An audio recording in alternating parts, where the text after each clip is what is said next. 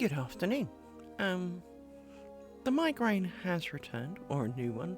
It's feeling like the same one. But today we are planning on sewing the ends, which I do appreciate is not exactly the most riveting part of the lace making process. Nearly as dull as winding bobbins, frankly. But at least you can kind of join in with this one. So here I am, determined to complete this today. Kind of whether it kills me or not, almost. And we need to sort out some bobbins, because clearly some shenanigans is going on. And Rory, you're not helping, my son. You're really not. Now, one of you is not right. You two come out of there. You're on your own. I'm not sure how you're on your own. You're on your own. That's right, you yawn and move my pillow. Stop being annoying. It's bad enough as it is. Right. So let's see. Somewhere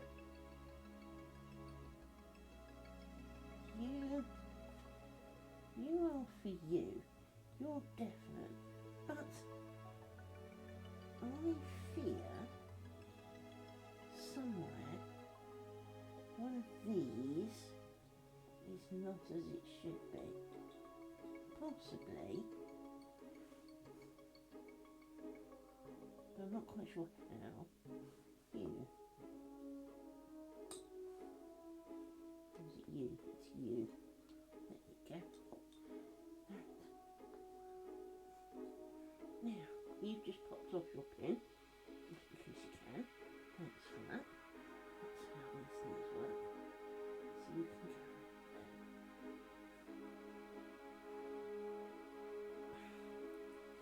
So yes, those two are going to be a little more interesting.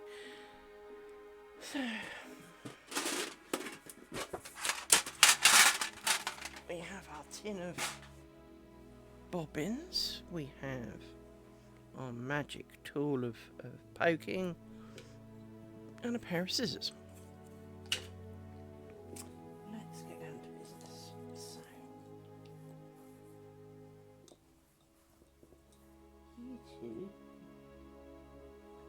go into this one. So we need to make sure we crossed one extra time.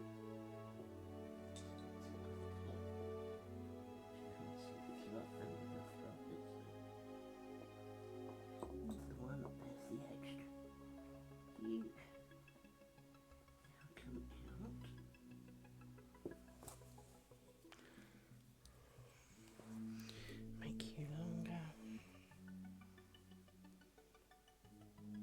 Snip.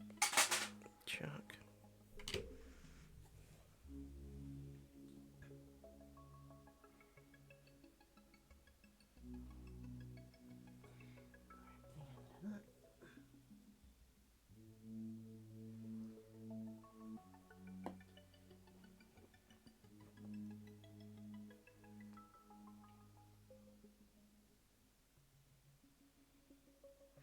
One of those days when nothing seems quite as it could be, or even should be.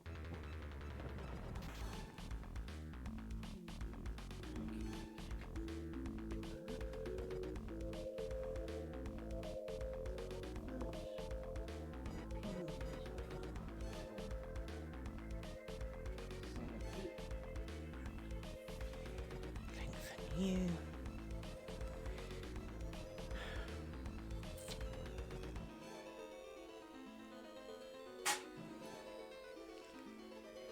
Pinned message.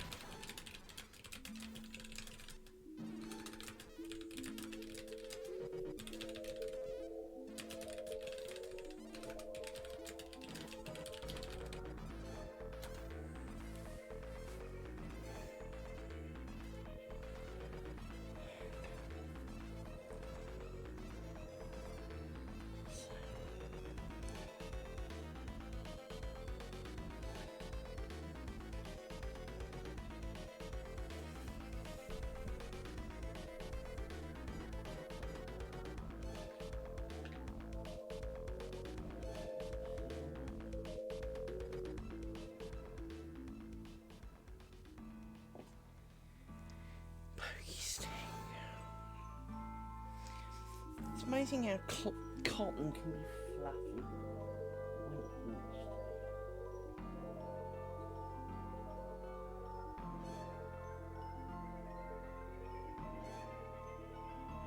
You do when you're trying to see the tree.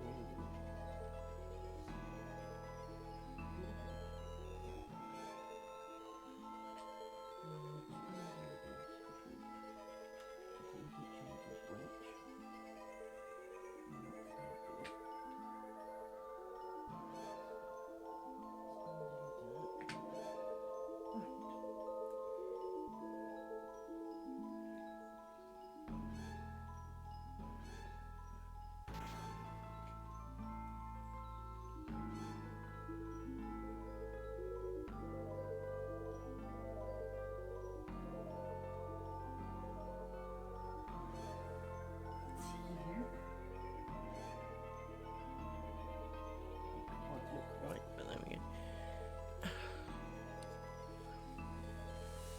It's taken all friggin' morning for some reason for my heating to warm up the house a bit. It's like someone's taken the roof off. And now, of course, it's too hot and my migraine is being awkward. And it doesn't help that there are dogs sitting where I want to sit. Let's try this here. And I can't get close enough due to boobage. So, twist, twist, lengthen you. Chop.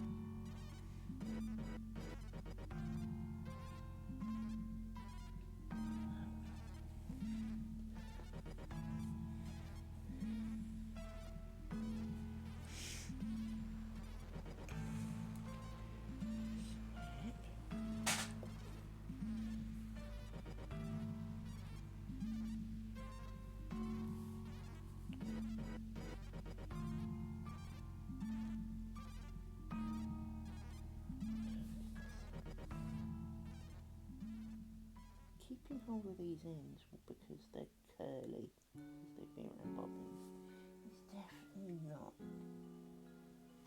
an easy part of this.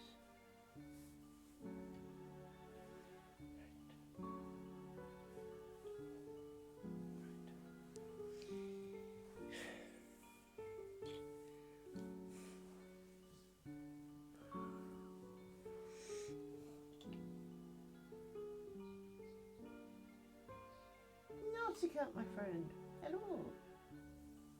Do you sleep well?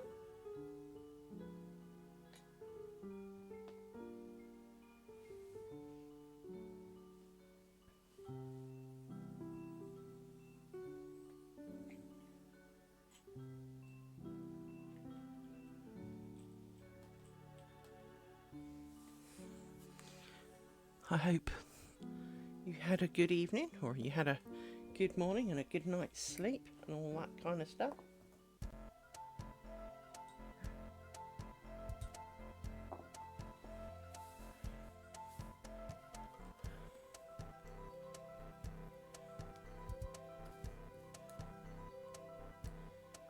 Now I'm worrying that there's no sound. Should be. What is that noise? Somebody's making a noise. I don't know what it is.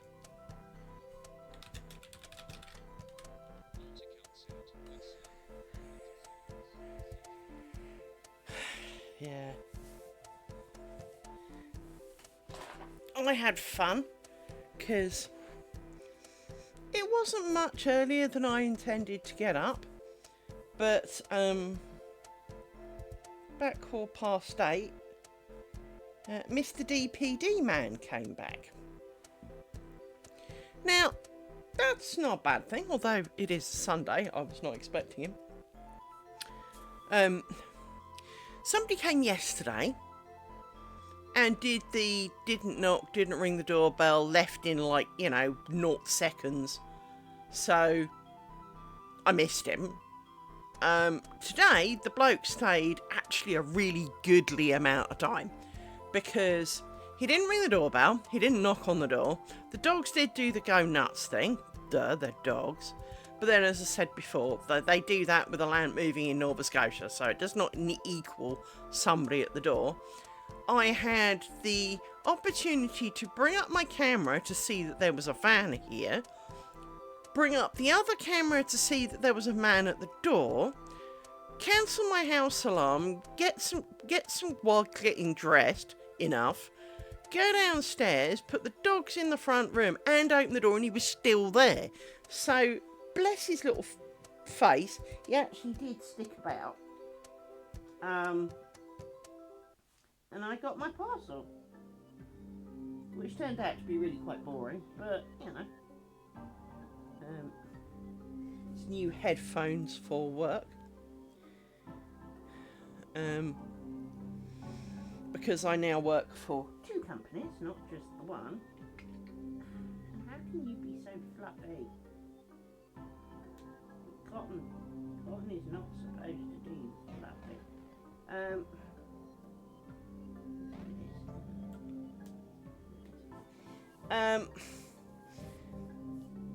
It becomes awkward having to constantly move headsets between machines, and in fact, my previous headsets, well, A, the client would be unhappy knowing that we're plugging them into other machines, but also they're beginning to fail, which is a bit of a worry, because I've never had a pair of these fail before, only since having to constantly unplug them and replug them.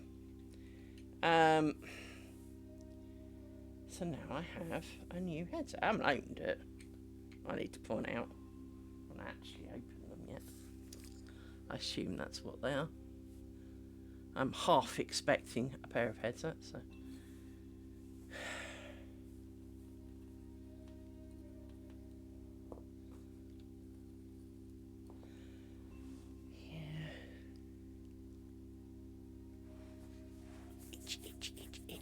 Itch. Oh.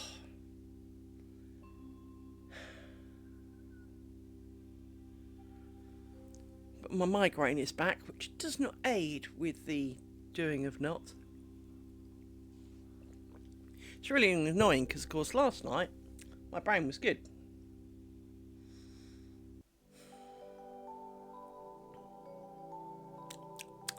That tastes funny.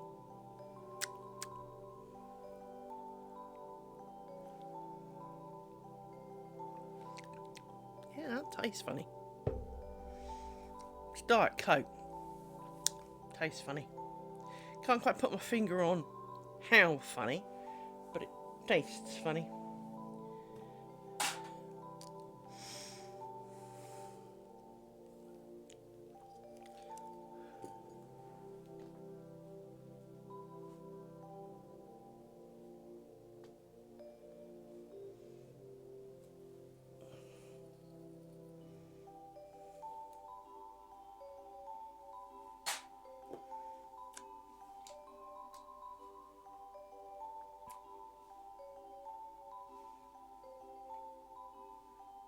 So it tastes a bit like paracetamol. As if that wasn't a strange enough thing to say. My Diet Coke tastes like paracetamol. Yeah. Strange child.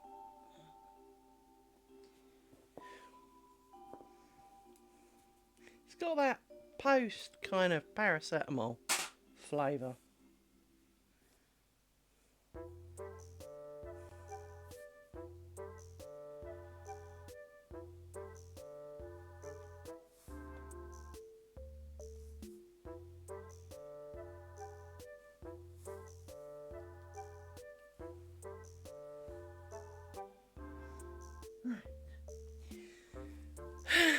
That's the easier knots done for the first chunk. Now, to tackle those rails ground that I realise I screwed up.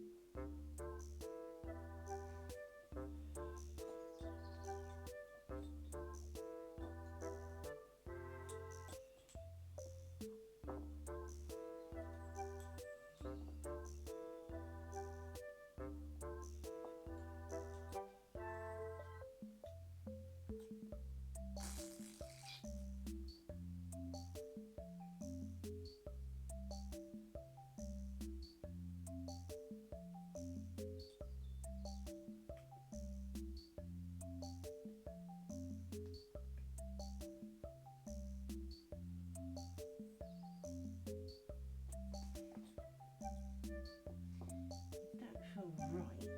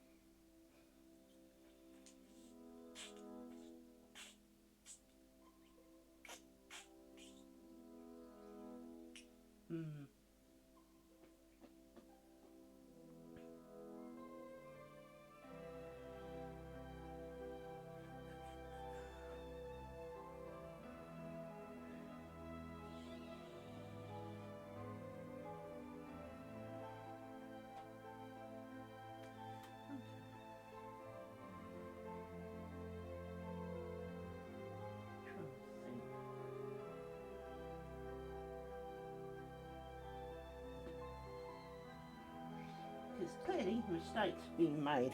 The question is how to not make significantly worse that which is already wrong.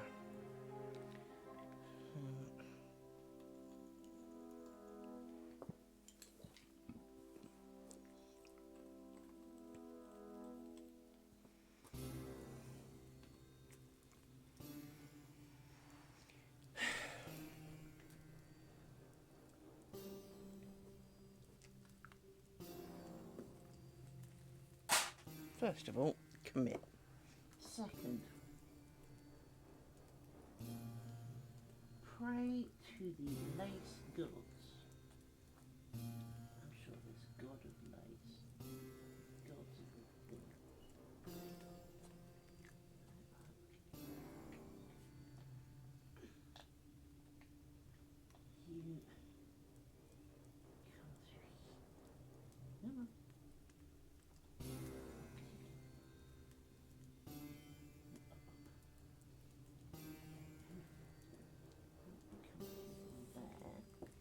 You come through.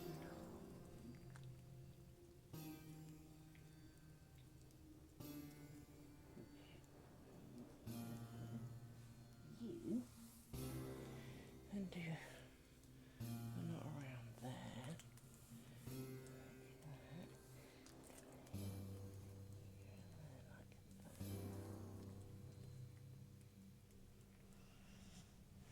Okay. Committed. Right.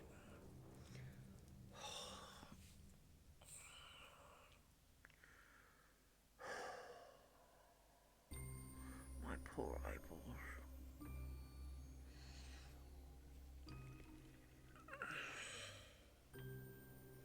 Is my front doorbell thing finished charging yet? No. Takes it a friggin' lifetime.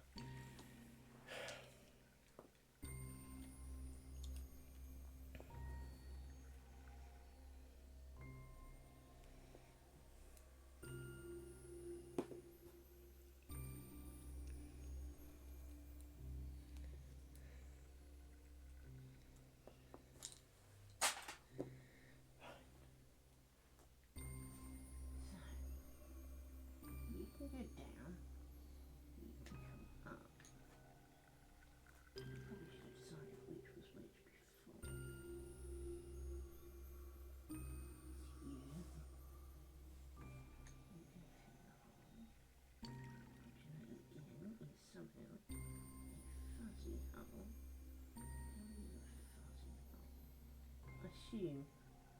When I say it's fuzzy hole, it's actually got fuzz in it. Now, I feel the fuzz is actually the fluffy end where there is a knot joining the threads. Come on out of there. Do I have to go in that angle with you?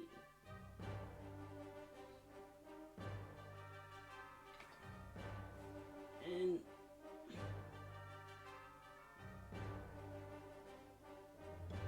doesn't help if you're right. Pin.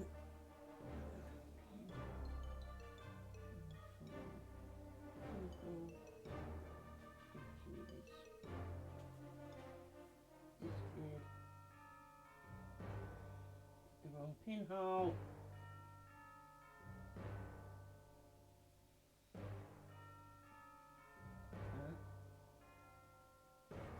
This one's going to have to be this one because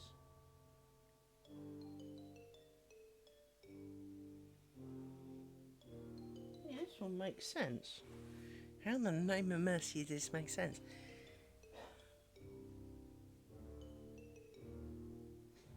I must have let this one go originally and not seen it, because definitely the thread loop for the beginning is round the pin I would expect it to be, not the wrong pin like all others.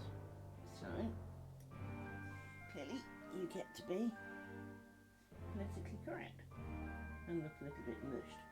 Never mind. Now, I actually think we need to undo those because this is how this is going to work best.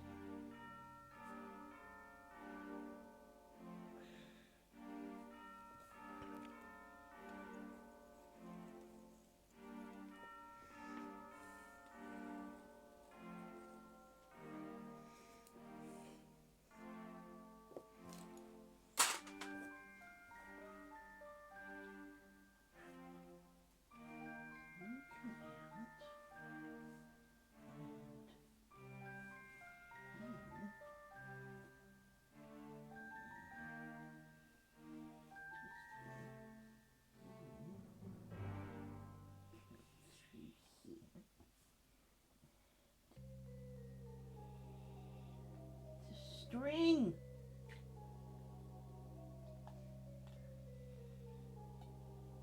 Not choose a good hobby.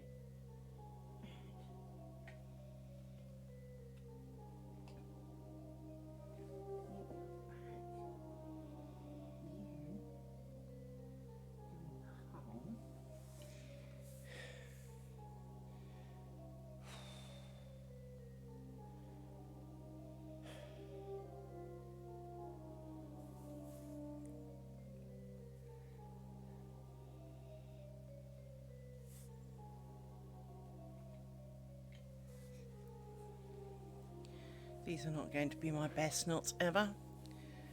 I am ridiculously hot now. It was so cold in here all morning.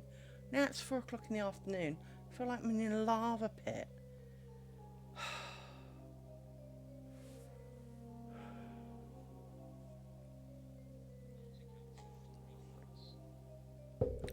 Whatever knots.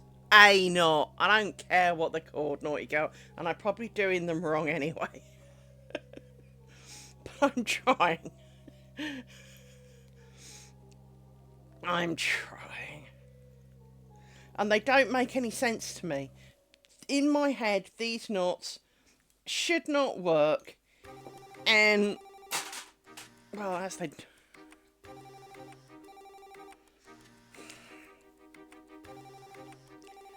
You see, let me explain to you why in my head they don't work.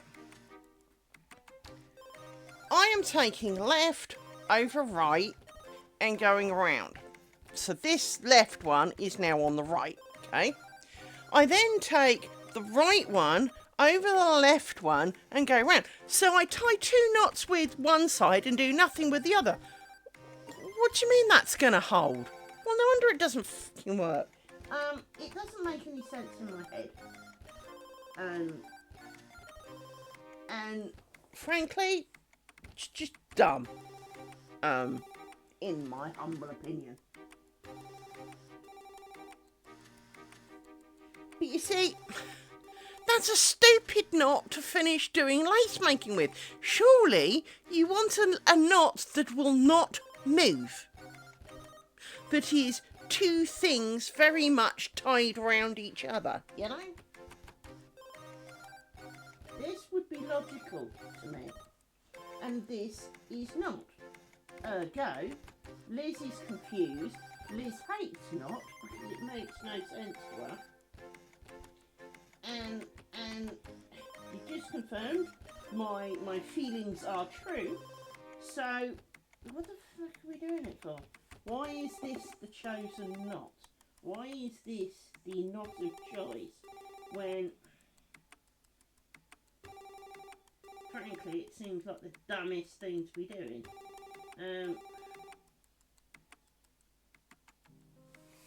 You know, it is not, you know, kind of gonna save the world. It's gonna come undone, if you, frankly. So, why do we do this to ourselves? And then people wonder why I glue them. And because I'm not having them come undone. It's not gonna be a thing.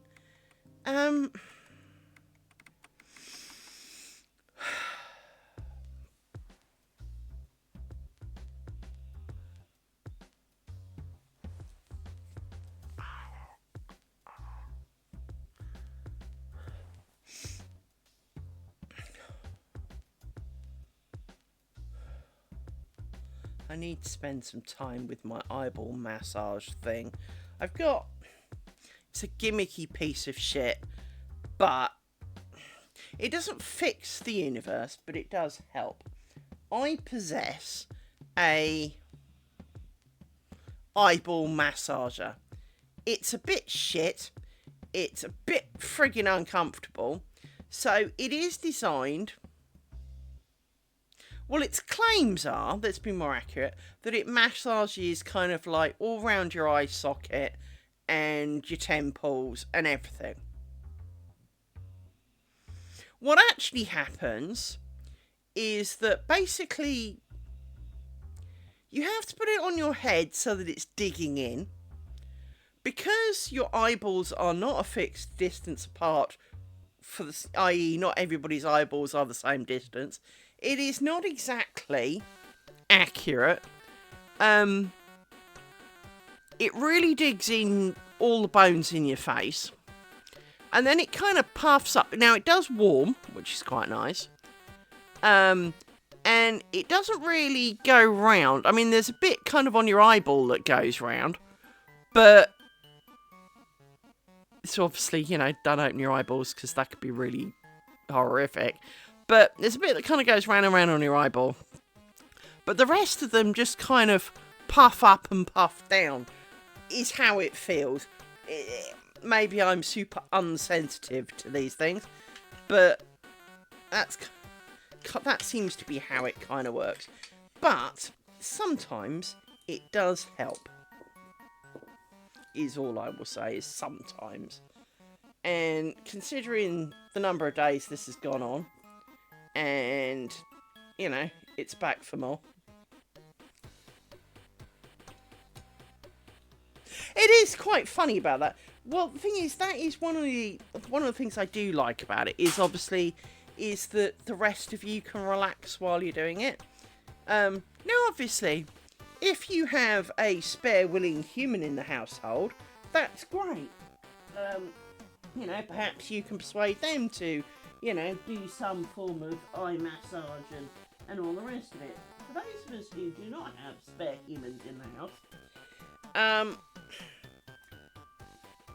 you either have to do, as Naughty Felt says, you know, pay for it yourself, which is not a bad thing. I mean, you know, it can be done.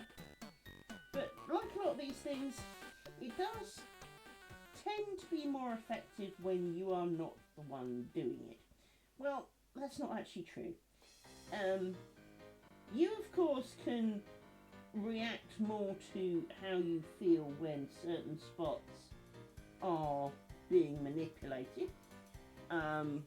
When you're doing it yourself, because you'll know that that's a good bit and that's not such a good bit and that bit's making you feel worse.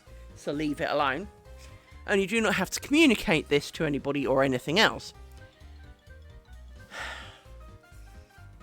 I do like the warming feature of it, and I think to a large extent it is actually the warming feature that does possibly the most. But I've tried like the heated beanbag thing and the heated beanbag thing. Doesn't really work for me. Not directly, anyway. For some reason. It's not unpleasant. I just feel like a complete turnip, and it doesn't seem to achieve, you know?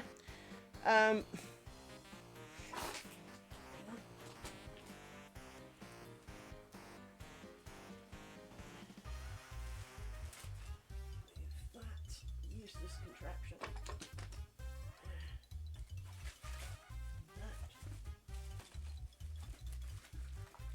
So, this is what I got.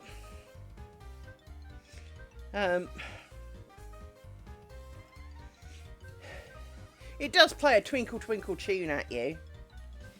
It is allegedly capable of running for 20 minutes. Doesn't feel like 20 minutes, which is usually a sign that it's quite good, or it's hitting a few good points. If what do you mean that's 20 minutes already, you know? But I'm not convinced it is 20 minutes, you know how it is that. But it does help. It doesn't fix, it doesn't cure, but like everything, every little bit matters, you know?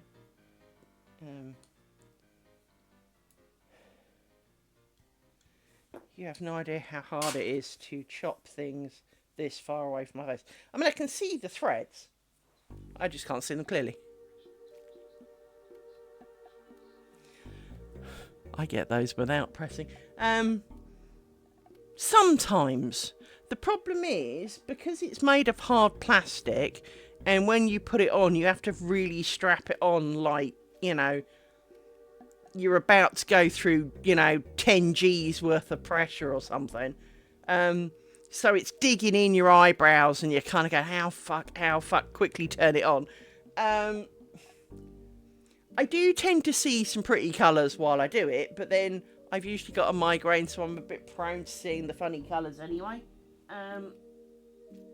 If you know what I mean. Because that's the problem I have when I go to bed. If I've got a migraine still, usually, when I go to bed, I'm almost distracted by the pretty colours. And it's like a kaleidoscope for me. I don't know about everybody else. But it's like having my own personal child's kaleidoscope with all the kind of fractal colours going on. Gets a bit distracting when you're trying to sleep.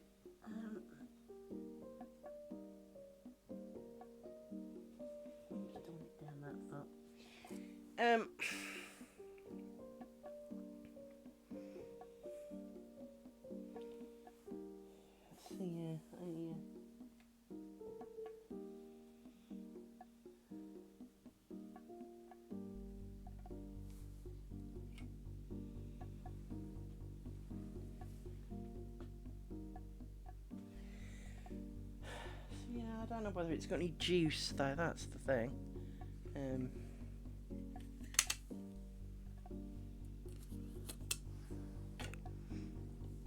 Because that's always the problem in life, is it not? You come to use something and the battery's flat, you know.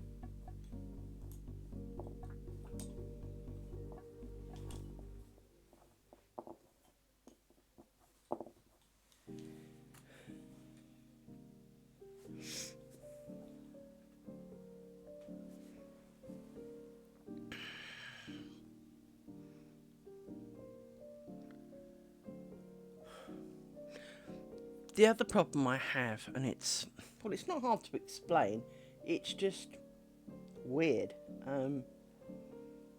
I have a slightly curved spine, and so I have two places in my back which consistently are over-arched in a towards the front direction. So instead of being kind of straightish, well, most people can straighten their spines. I can't really. But if you have this is your head, you come out a bit for the shoulder, you go in for the small of the back, and you come out for your butt. Mine is much more pronounced at the neck and much more pronounced at the small of the back, to the point that I can't really lean back. There's just no room to lean back. It's already at maximum extension. And my whole body constantly can feel like if only I could knock back those overextended bits. You know how like occasionally you got to move your arm like this and your elbow needs to crack.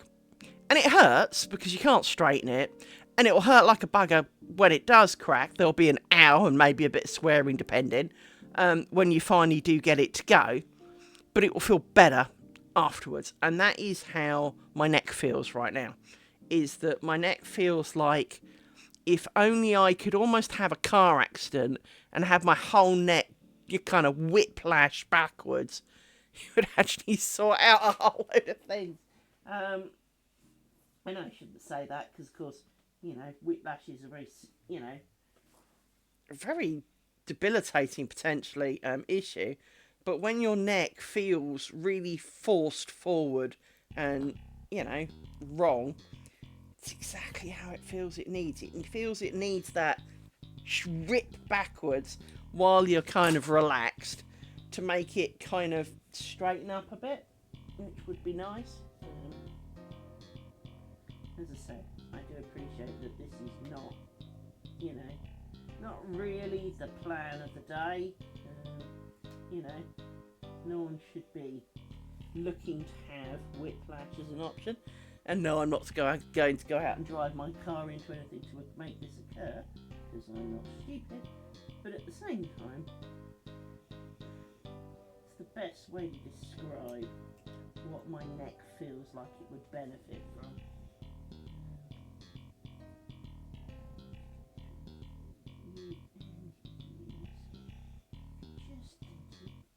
And under you as well. That's it. There you go.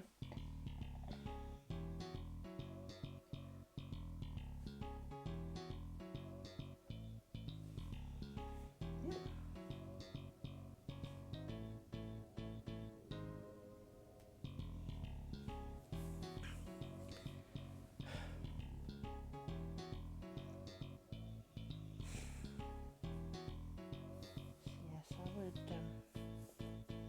dearly love for something along those lines.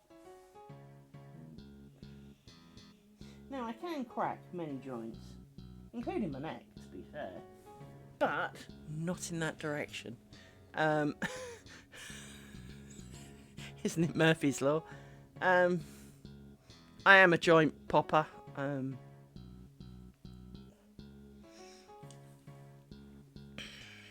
So, nearly all my joints pop, given a chance. Best one's this one. That's my wrist, what it is. That. Oh, how many times I got out things at school because of that. Oh, my wrist hurts, miss. Look, listen. Oh, God, child. Yeah, I did milk that one. Shame. You can tell I had loving parents. They were told I needed an operation to fix it. They refused.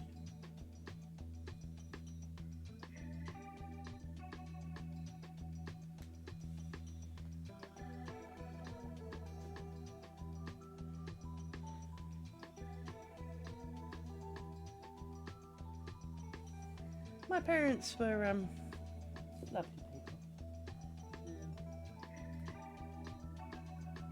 you know, one of the ones that I often cite was that my dad was really into ballet in the later years. He wrote a book on it. He went to kind of frigging every performance of everything. He sponsored children at the Royal Ballet School. He flew all the way out to China to go and watch children from the Royal Ballet School dance, but couldn't be bothered to come up the A40 to come see me. And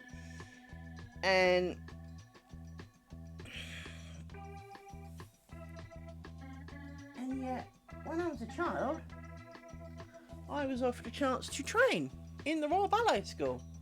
My dad said no.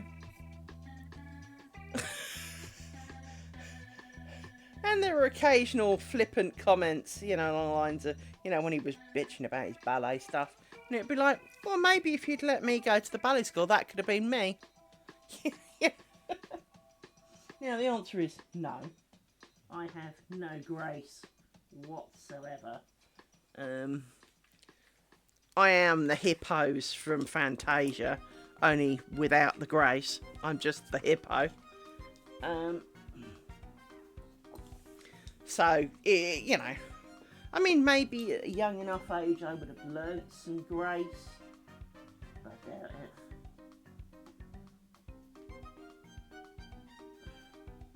I was predisposed with the flexibility, to an extent.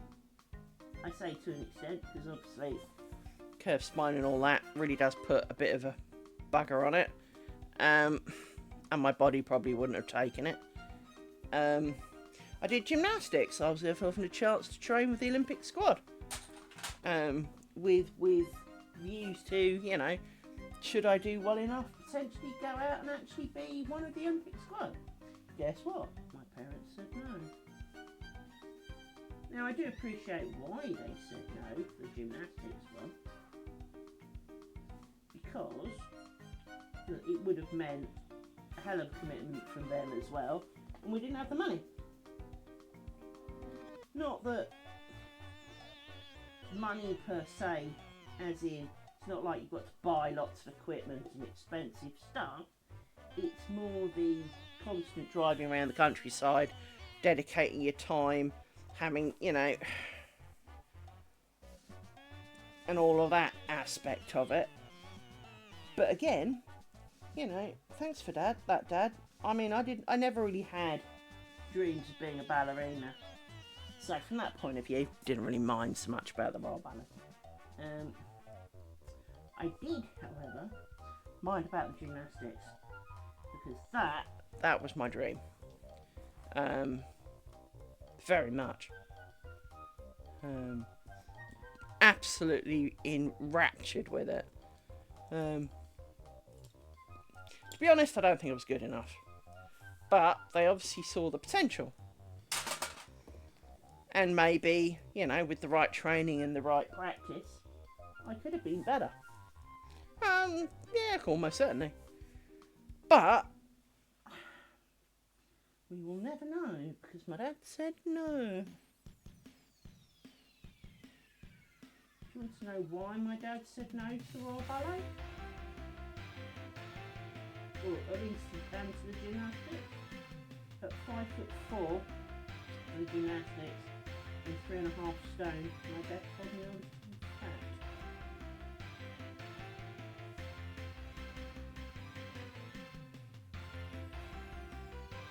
Good, I'm 5'7" and 21 stone now. Bite me. Now I'm fat.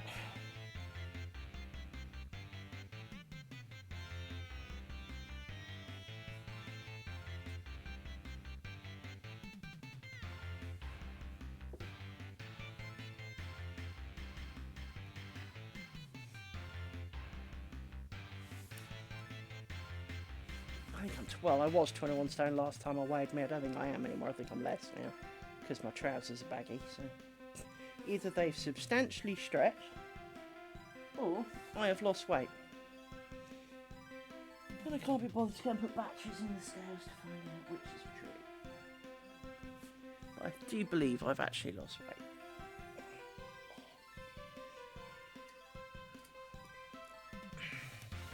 Right, awkward section dealt with. Frying fuck for that. Alright.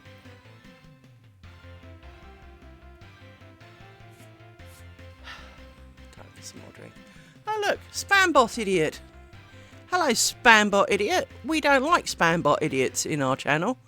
So we report Spambot idiots for being Spambot idiots. Spam. What? Verify, submit, block, go, ban. Deny. There we go. And once again, my email is not open. So we shall open my email and see how, and let Twitch race to see who's quickest of.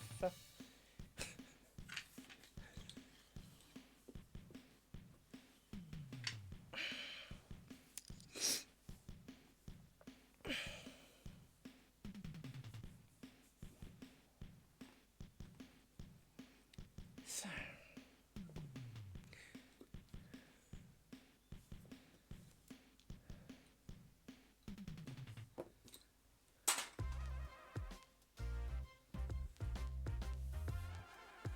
Take glasses off.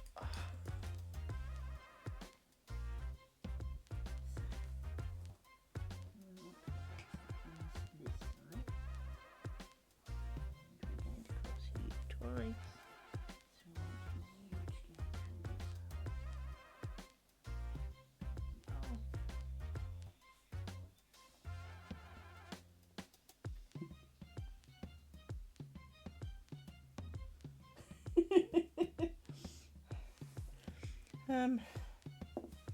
Oddly enough, I know how you mean.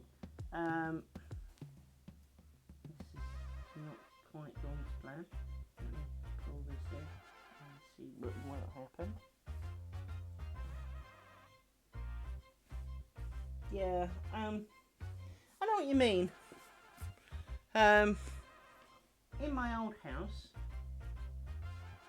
I have a jumper that I wore when I was in sixth form, and you know what? That bugger still fits.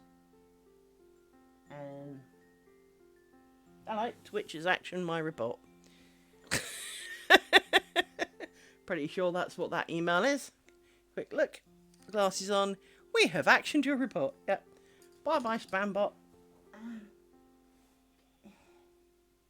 Yeah.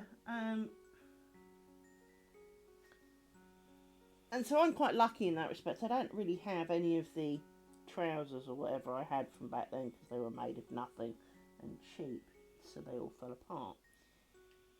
But I do have a couple of shirts and jumpers. Seriously, I've got a shirt and a jumper, at least one shirt and a jumper from my sixth form days, and I still fit in them. Needless to say, they were a little large and baggy at the time, and they're not maybe quite so baggy today, but I still have them.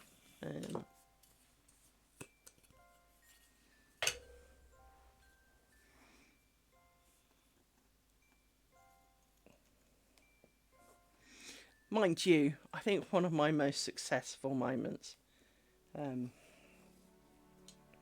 Women's sizing is a mystery of its own.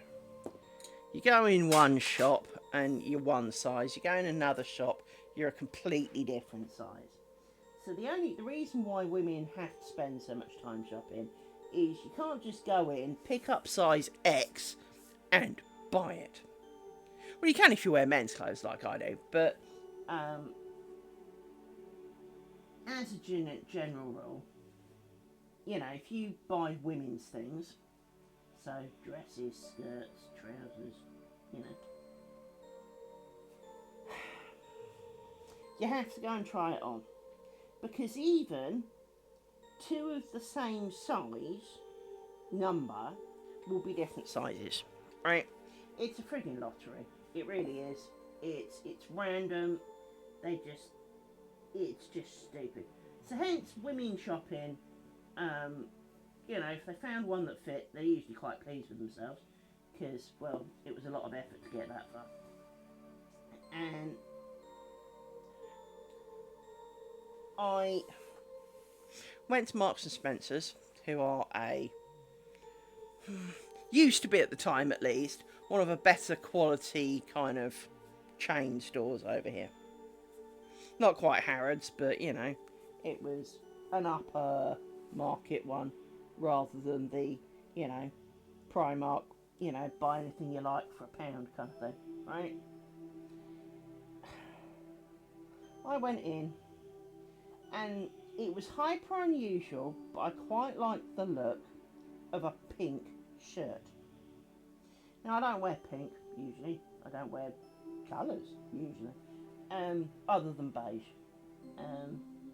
But this kind of dusty pink shirt called to me, and it came in rather small sizes. Now, I would have said at the time I was looking for shirts, size 16 was an approximate average of the sizing that I would wear for a shirt, because I had boobage, right? I looked at these things, and they were vast. I mean, these things were like tents. Nice. So I picked up this. I picked up 16, and seriously, this thing could be mistaken for a tent. This thing was fast, and we all know that if you kind of seam to seam and it goes halfway around you, chances are it'll go around the other half of you. So that's a good thing. And this thing overshot and almost wrapped all the way around me, and it was like, that's a bit big. And she went, well, they do come up a little big. You can try a smaller size. Now, some stores let you take the hanger, or did at least back in the day, let you take the hanger if you bought something. Damn right, I was having the hanger off this shirt. I'd bought a size 8, and it was baggy. And it really was significantly baggy. You know, if I'd worn anything bigger, it would have looked awful, because it was too baggy. Yeah. Damn right. Do you want the proof that you bought a size 8? Yes, I do want proof I bought size 8. Thank you. I almost want it tattooed on the back in a big number. Thanks.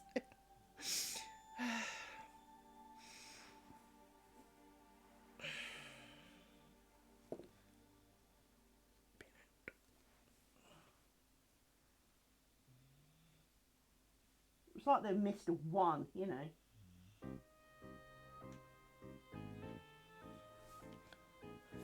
So the size 8 was really size 18, and the size 18 was like 28.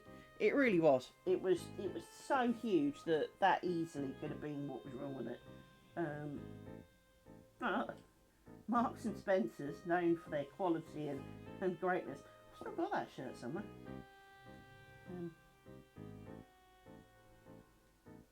I wouldn't have thrown it out. Christ.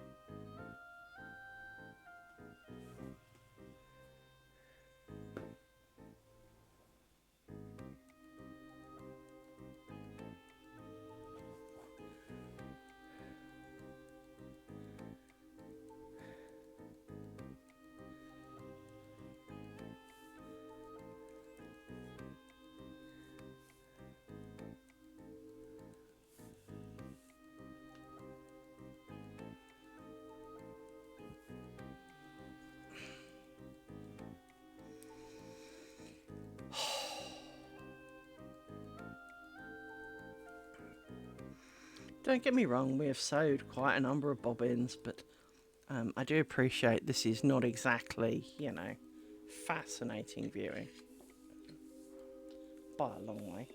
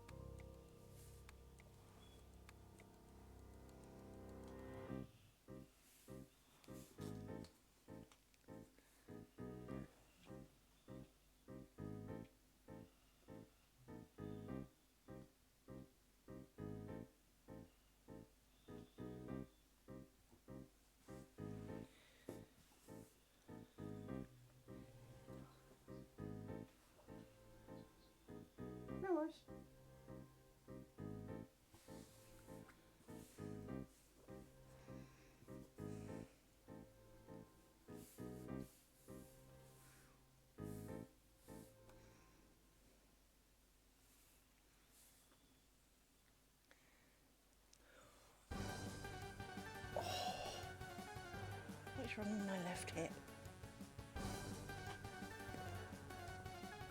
It's just dislocated or something exciting. I don't think I have. Try that more, but it's kind of the vibe it's giving.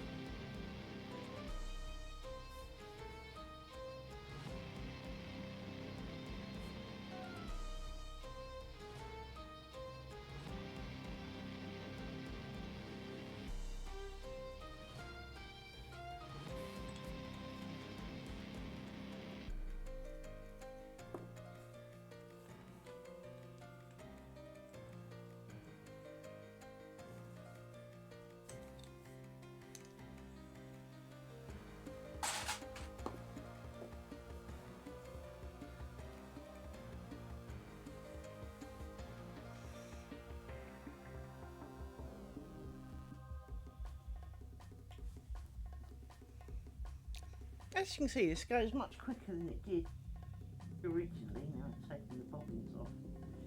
Just because it's so much easier, for example, to pass a tiny bit of string, When you can see it through a loop. and pull the loop out, and instead of having to then pass this through it and actually making part of a knot, you Just pass it through so you can make the knot bit better and flatter.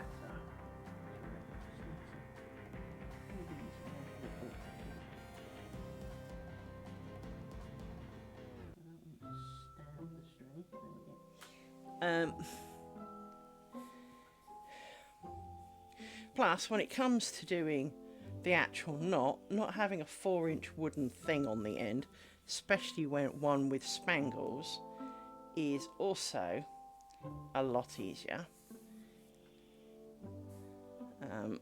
So that is you know, I know it's not traditional to chop the bobbins off before, but I can assure you, it's a lot easier on the brain cells.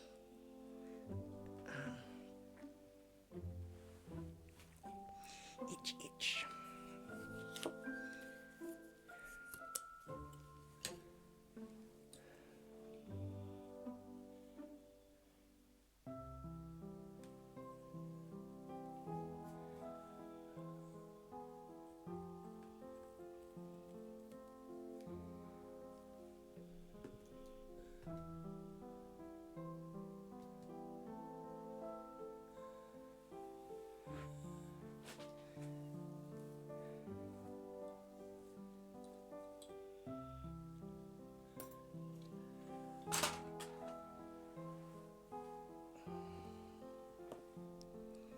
Trying to remember to drink a bit more today because, as I say, the headache's back, so that's always a bad sign.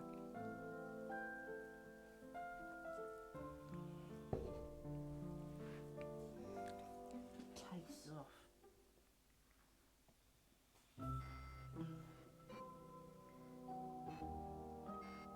And the Diet Coke is tasting funny, which is never a good sign.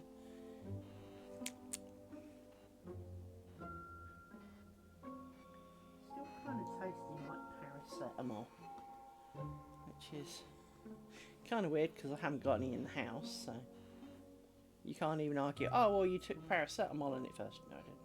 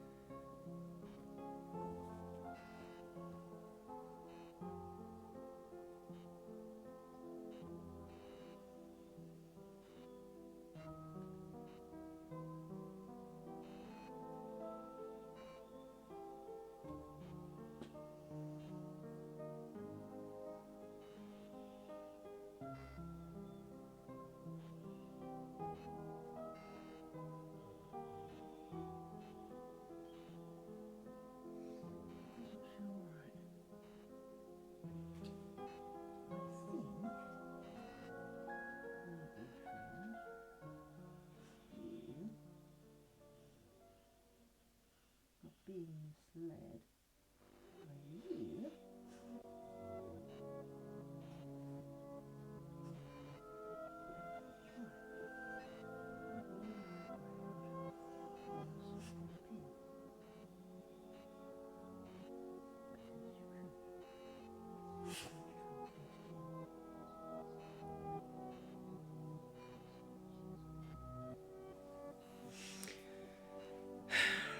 Yeah.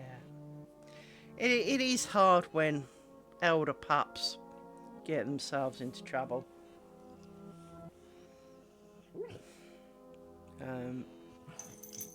Maddie certainly towards the end kept doing it, and she was doing really, I mean, it was real dumb stuff. So I tend to have piles of stuff around the house because I just do. And she would come in to say here, and instead of turning right into the room, bear in mind in the last house she turned right into the room, so she's turned right into the sitting room from the door pretty much her entire life. She turned left and went under a table and tried to headbutt the radiator and got confused, and it's like, oh, 'cause you turned left, love, you know. But for the most part, she'd just sort of stand there kind of going, I don't get it. How come I'm at a dead end? Why is this not working? She could see, but she'd kind of lost a few marbles. But one day, I knew something was desperately wrong with her. When in my weaving room, I had my weaving loom and a table kind of in the corner, and a big pile of crap I was trying to sort out. And she, having rescued her out of the big pile of crap because she'd come in the room and taken a wrong turn kind of thing, I sorted her all out, set her straight. She immediately turned around and went straight back in it, and then was crying because she was confused. And she was actually crying because she was confused. And it's like, Addie, love, what if you literally just got rescued out of there? And pretty much, I think it was within 2 days, she'd kind of made the decision she was done. Which I won't say was a relief, because it's never a relief. But it was clearly the right thing for her. And it is desperately hard to say goodbye to a dog who's not done yet. I've had a couple now where they were not done, but their body was. And it was the right thing to do. But they weren't done yet, and they didn't understand. And that is so hard. Because mentally, they were still with it. Mentally, they were still good. Mentally, them, you know, if it wasn't for insert body part, they were still good.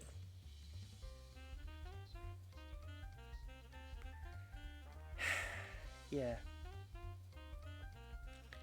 At least when they're old and losing a few marbles, it's so easy not to be annoyed at them, because you, even though it's infuriating having extracted them out once, there you are again. But it broke my heart when Charlie, the little man in my icon, had to go. He had the muscles in his neck weren't working properly, in the sense that when he swallowed, food was not actually necessarily going down. He would then breathe, it would then end up in his lungs, he would then get pneumonia, he would then get real sick. He would then go on, you know, a spate of antibiotics, it would be fine, and you could be good from anything from 2 weeks to 6 weeks, and he'd do it again. And it wasn't deliberate. And there was no way he was going to get better, and we couldn't keep giving him injections, giving him pills. He got fed up with the pills. And so taking him to Bristol Hospital, he was bouncy, he was excited. And they didn't feed him or water him for 2 days and decided that putting him down was the right decision. I wanted to bring him back, so my vet made that decision. They wouldn't let me. They said he wasn't well enough to travel. Yeah, he was. And so I vowed then and there I would fight harder. When it came to Fiona, Fiona suffered not quite the same ordeal, because she was fine. She slipped over in the garden and banged her hip. And chasing that fragging purple squirrel. But, she was a bit sore. Didn't think too much of it. A week later, she was still really sore on it. And I think she was still moving around alright. She wasn't complaining. She was quite happy. But every so often you could see it was giving her trouble. So I took her down the vet, and the lady vet that, funnily enough, had said put Charlie down, prior to that, because Charlie was 16, not because there was anything wrong with him, but because he was 16, and it was like, no thank you, but it was COVID time and I didn't really have a lot of choice, with Fiona, which vets I saw, and she went, no, it's arthritis, it'll be fine. It wasn't arthritis. She gave me some kind of pills to help. Funnily enough, didn't help because it wasn't arthritis. Took her back because the pills weren't helping, obviously. And it was a different vet. And he went, oh, that's not arthritis. We haven't even touched it yet. And he went, that's not arthritis. Took her inside, gave her an x-ray, came back and said, most of the inside of her stomach is a tumour. She's been harbouring it, and it's all over her pelvis and hip. And obviously when she banged it, pissed it off. And He gave her 2 weeks to live. She lasted 1. And I'd promised her, because I had work to do, and it was important work, that after the week of work, because we were due to go live, I think it was the Wednesday, that basically, screw work, I would sit in the garden and play with her and make her last days best. She died the day we went live. I let her down. I hated myself for that. Because we knew while we were building servers that not all of those servers needed to be ready there and then. But our boss had said, Val must do. So we had. The day we went live, I put my dog down, not feeling in the best of moods. The servers are live. First thing my customers said to me about my servers, oh, we didn't need them, or we didn't need to have done them. Yeah, I know.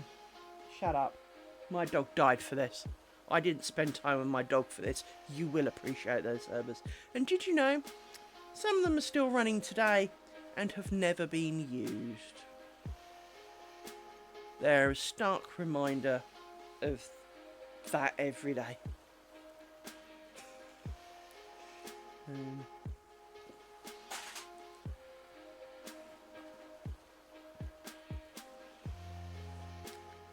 quite sad. But the loss of Fiona Put me on the path for finding these two. For which I am grateful. I love them, especially when they're asleep. My magic one snores. Which one's that?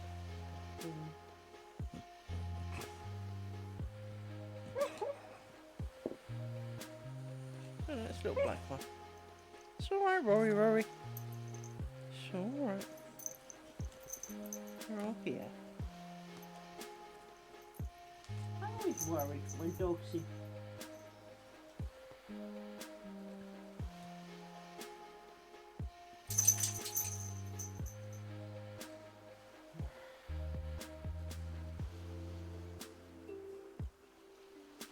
I mean, I'm sure, like me, Nautical, you do not begrudge them one moment of it.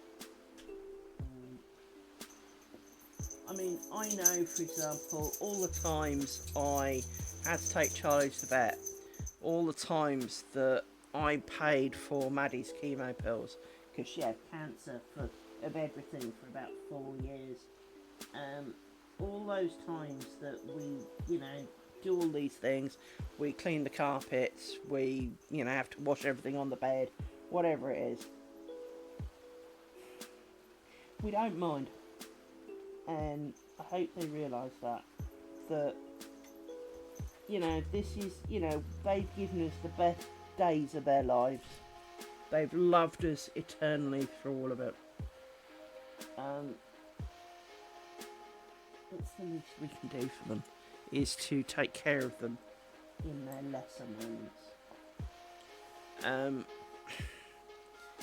Doesn't stop it being infuriating, but, it is, for better, for worse kind of deal, right?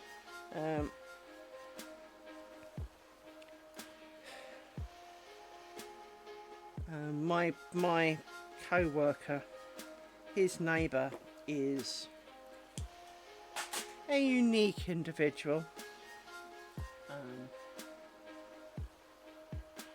Kind of one of the ones who should be up against the wall come the revolution.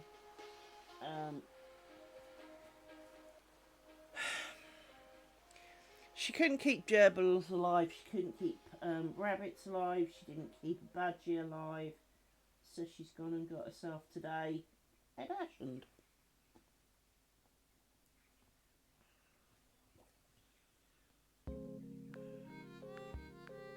She won't care for it.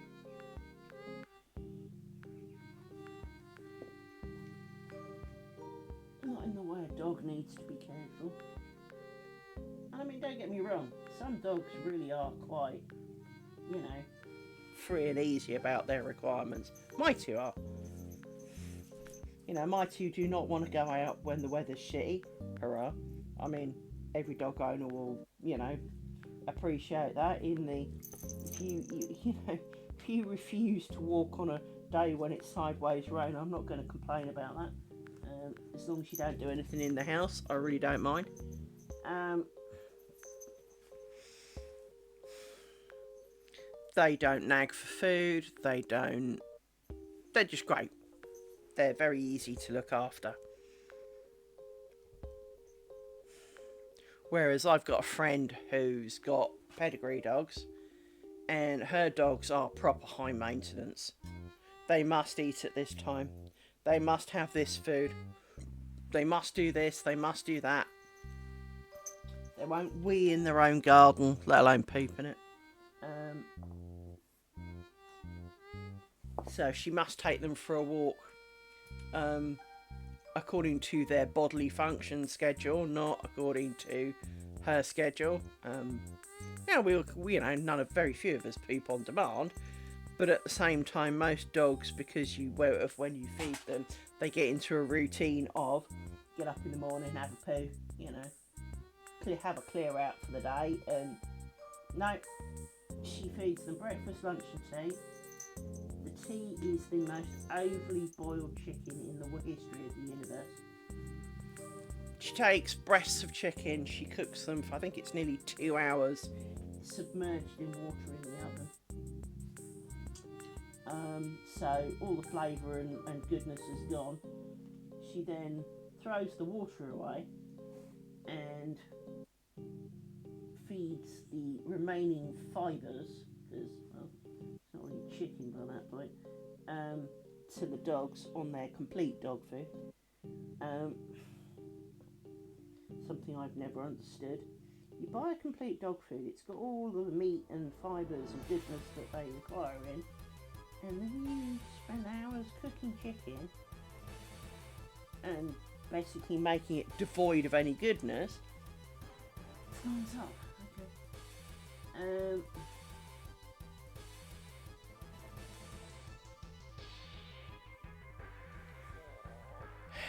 She also takes the crunchy kibble, which is good for cleaning their teeth, and soaks it in water for like half an hour. So it's a big pile of mush. And then wonders why all of her dog's teeth are bad. One of those kind of... okay! Oh, I'm not going to explain that to you. Kind of moments.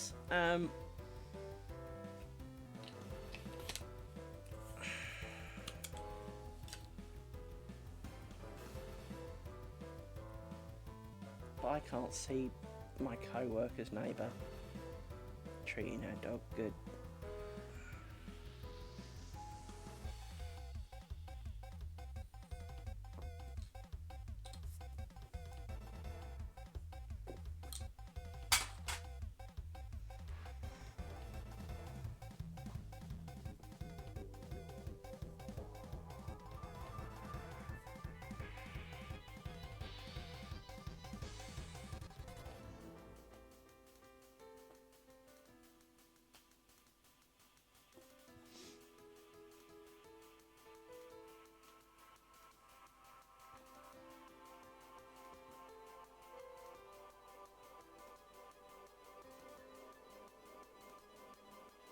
This is the co-worker who shares your small friend in the attic issue, and they come in through this neighbour's house.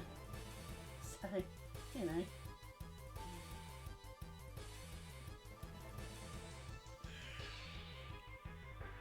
they're not popular people.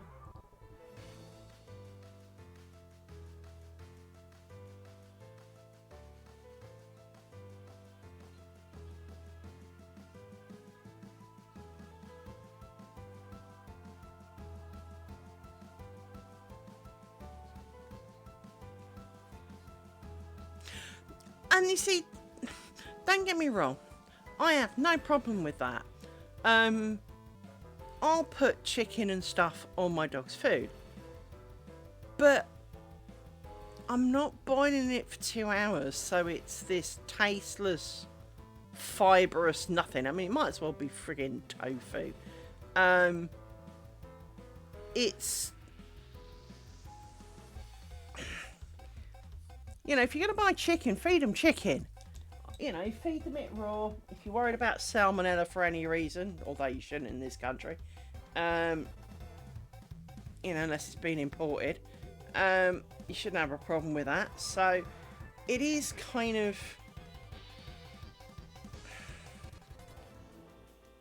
my problem with her is the, oh, well, that's what everybody does. No, it's not what everybody does. You know, most dog owners do not spend 2 hours a day cooking chicken so that it becomes almost not chicken and feeding it to their dog. Now, my gran used to cook a roast chicken every week and over the next bunch of days feed it to the dog. But it was, she'd put it into roast with her own. I think she'd probably have like a chunk of it. And then the rest of the chicken went in the dog over the next few days.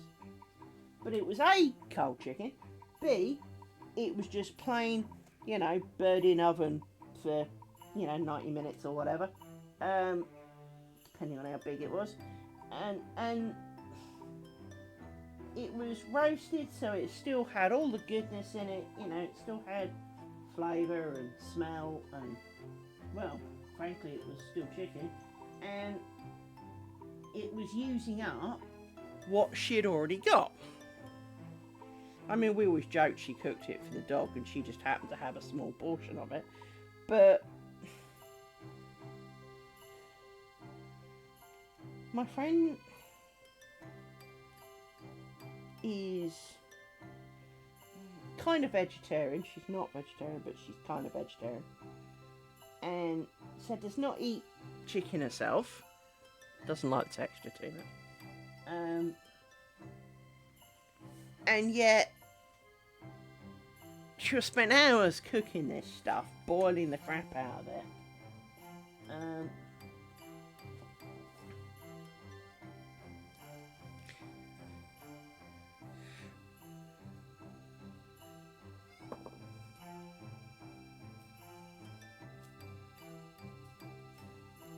And there's no way that a chicken breast needs 2 hours in an oven, boiling away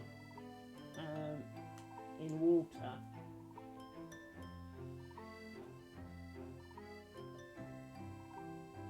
To cook, you know, it's...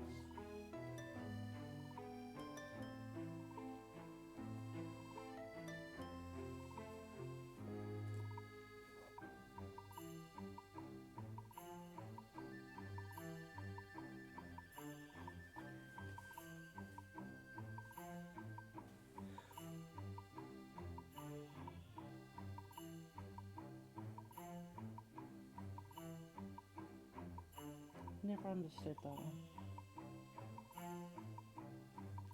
I mean, I understand if you want to cook it, you know, that's alright. But not boiling it for a couple of hours, that's a bit much, you know.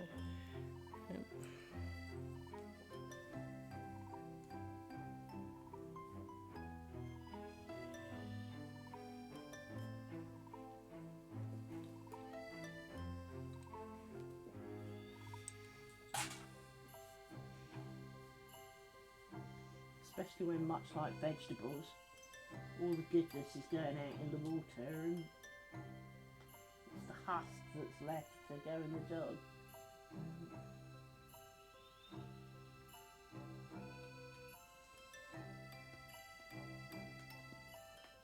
I've made stews for the dogs before now, out of meat that was kind of turning, so wanting to make sure that they weren't going to get some form of food poisoning off it, because they're not used to, you know.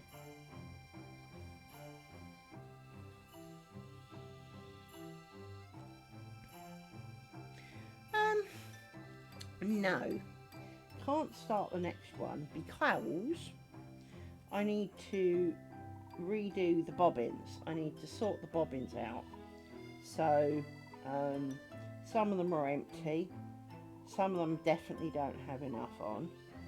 So from that point of view, I need to spend a lot of time sorting out bobbins in the tin, it back into pairs and making sure there's enough.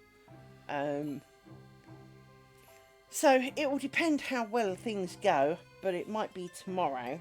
But it takes quite a while to... I mean, so for example, this bobbin has tons on it, but there are bobbins in there, like this one, that have got next to none on, that are not going to be enough to make the next square. And, you know, I mean, yes, technically, I can, you know, tie bobbins together that have got string on and start.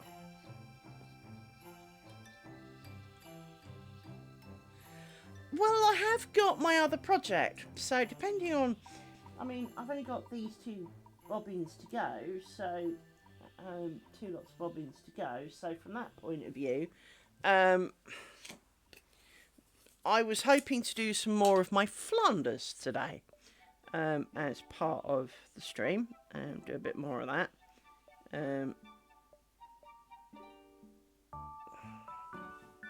But not of the square, not of this square anyway, of the Flanders' square.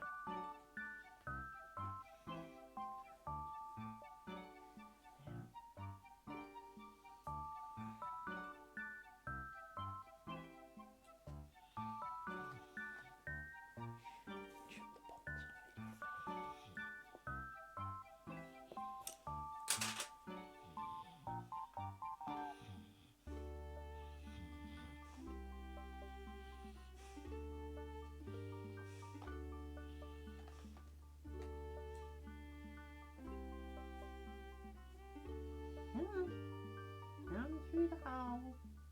Why are you being awkward? Why are you being awkward?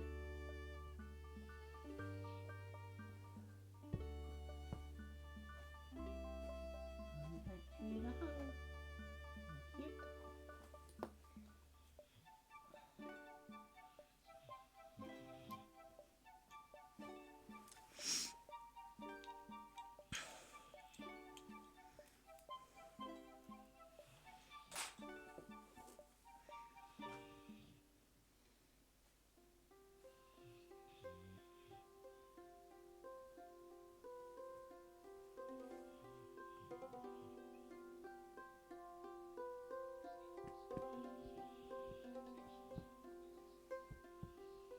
you. Wow. That's dedicated. That's proper dedicated, that is.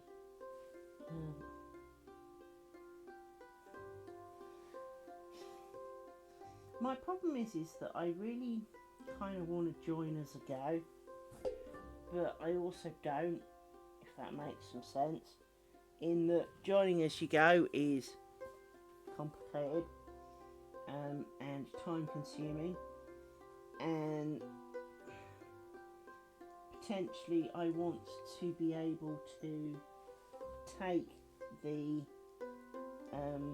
final squares and maybe reorder them so that the middle ones, so that, you know, any really important gaffs are, you know, kind of on the edges, if at all possible, so less noticeable kind of thing than slap bang in the middle.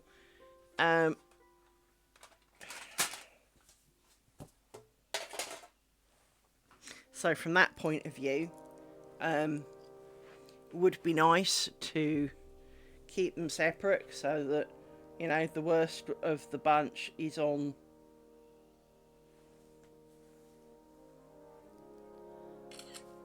the outside, sort of thing. Because, you know, as I say, I know there's going to be mistakes in it, so I'm under no illusion that that's not happening.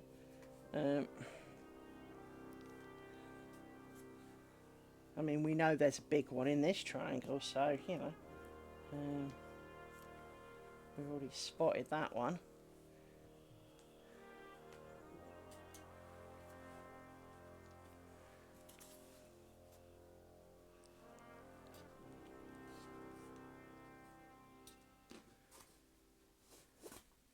And there is the mighty square.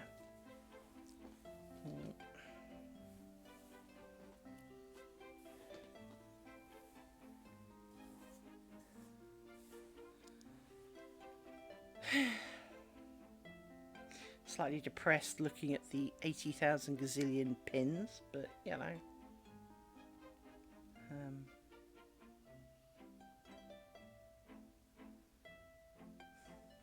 You can very much see where I change size, so these are all kind of light and then it gets really dark when I put the bigger pins in.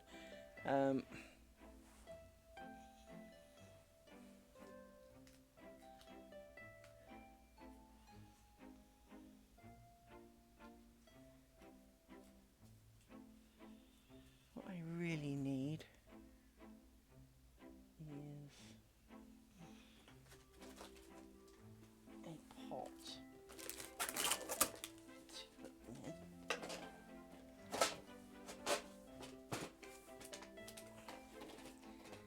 Because there's going to be more than a normal pot full, because it's an amalgamation of pins. So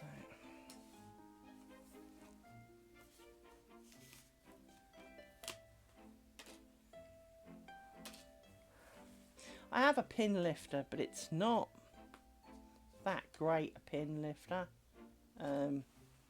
in the sense that it's the part of the pin pusher. So the only way to do this is the hard way, by picking at it.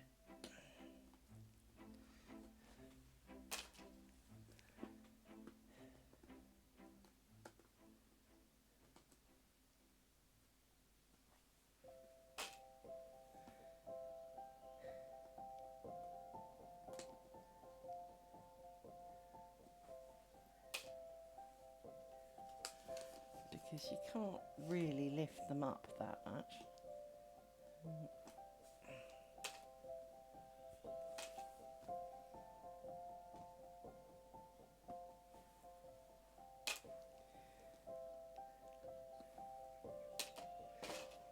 Before you ask, yes, I am putting the pins in a biscuit topper.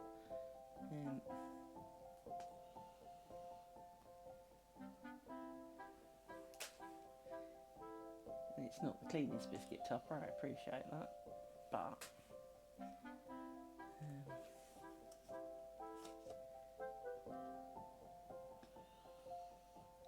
got to kind of sort the fat pins out from the thin pins, so I need a couple of pots to do it in. And I really should probably put these back in the pot, but then it's more than one pot's worth of fat pins, so it doesn't help very much.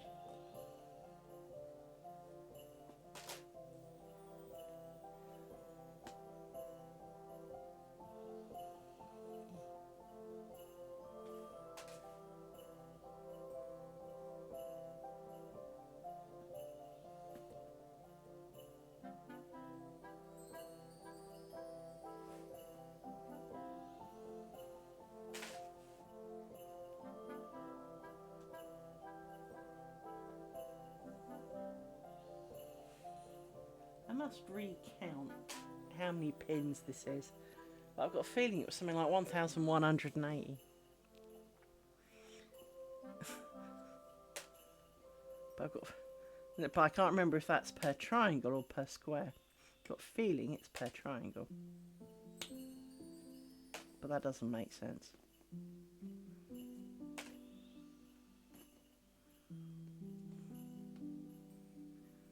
Alexa, what's 35 squared? 35 squared is 1,225. It's per square.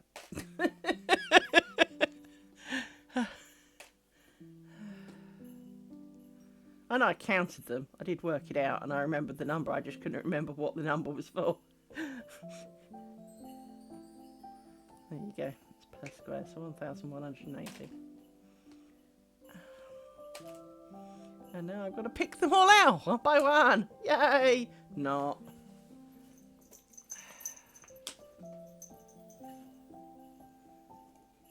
big ones are a little easier actually because you can get your thumb underneath the lips a little bit better. So like that was 4 in one go, you know.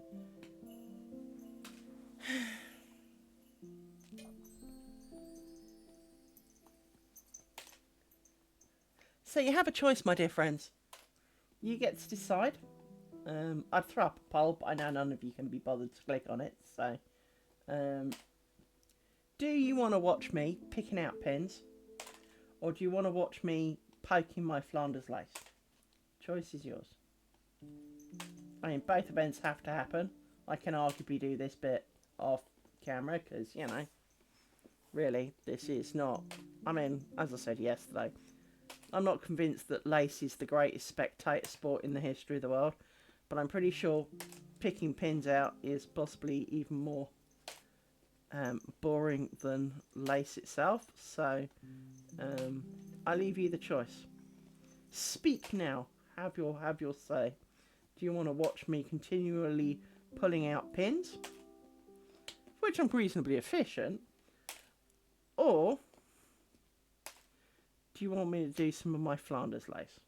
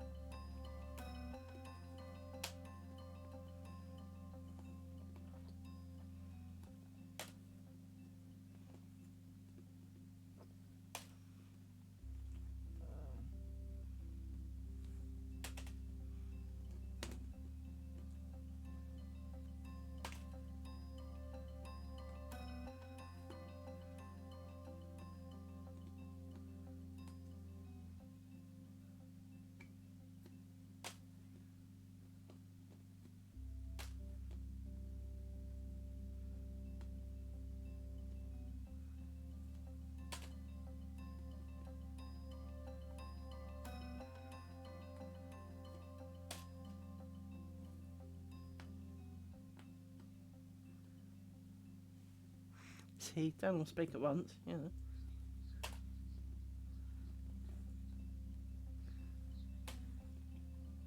Fair enough. You can do whatever you like while I'm streaming. I can't see.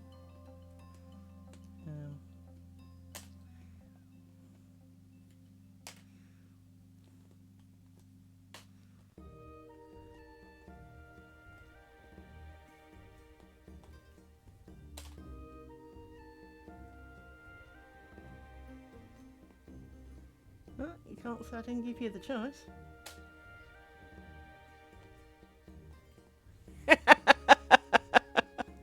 You are registered to vote. Don't be so wet.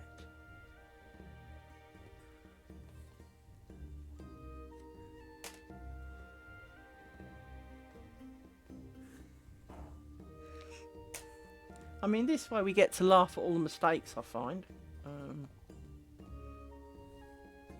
By yanking out the pins.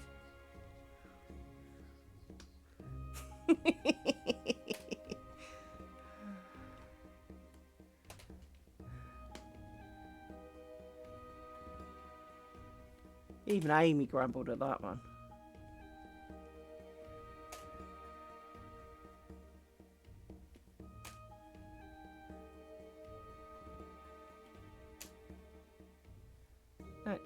Next time leave one in the corner. I normally do the middles first, because normally I've taken the middles out and it's just the edges to go. Thought it'd be easier to start at a corner.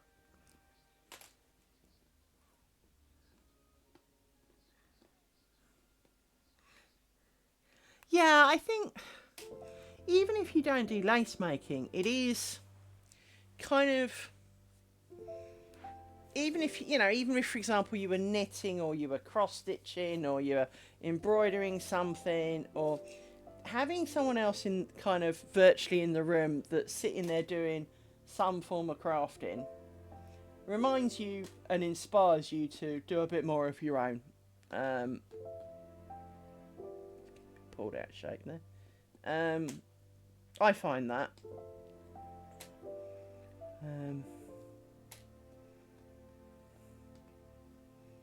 I find that it almost doesn't matter what they're doing, as long as they're doing something crafty, it feels appropriate to be doing crafty things.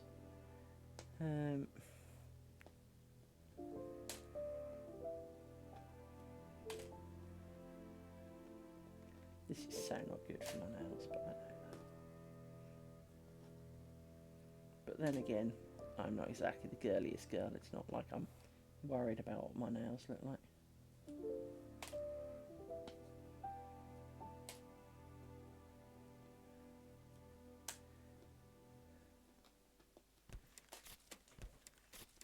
I do know someone who said that when they were doing this, they managed to split their nail all the way up to the top, and it's like, that's got to have hurt. But then the way I tend to pick them, that's not quite likely for me. I end up with a dent in my nail where all the pins were being picked, and it's looking a little bit dog-eared, but I've got a few more nails, it's fine.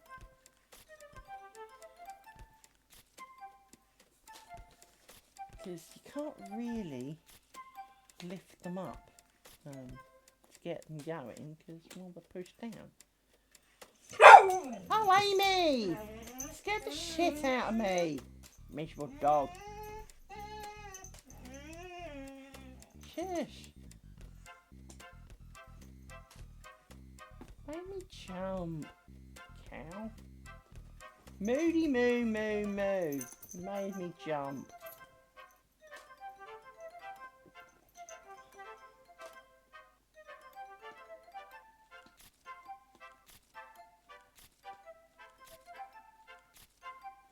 Probably the Amazon man coming for next door.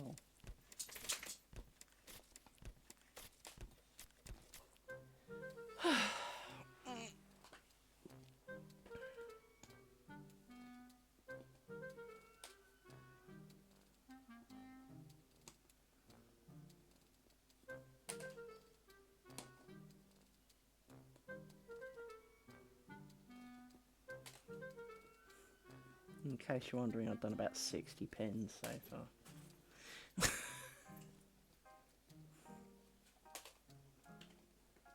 Maybe a couple more than that. I'm not actually counting. But knowing that the first batch is about 14 pairs of bobbins, and we've done half a square's worth, kind of coming up on the level 70, we'll be coming up to about 70 as I get towards the end of this row.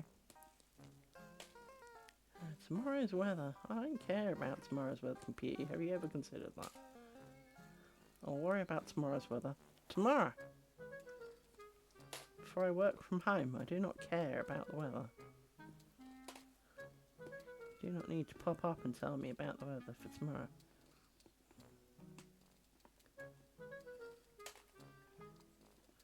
For I will not care. It's not like I've got to get up 2 hours early to defrost my car, you know. Because I'm not going anywhere in the car.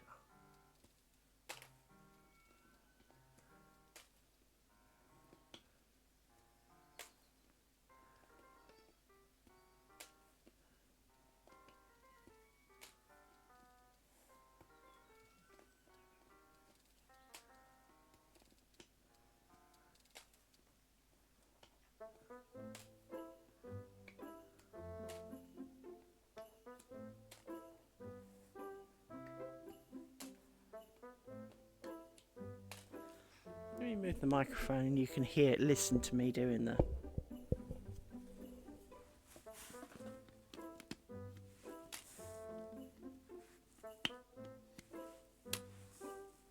course, I can't see.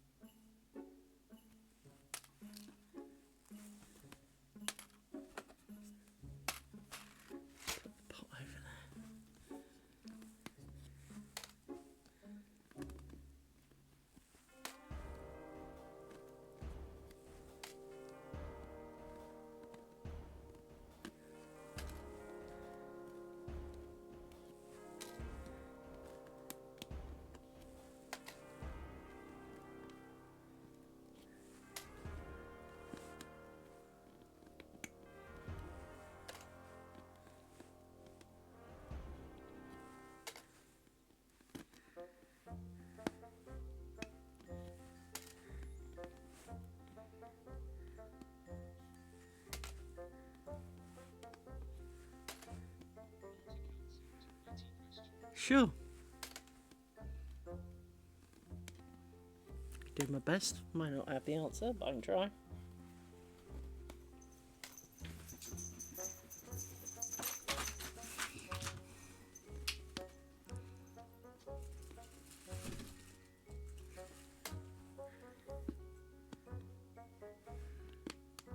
I mean, my neighbours do it to me. My dad always did it to me.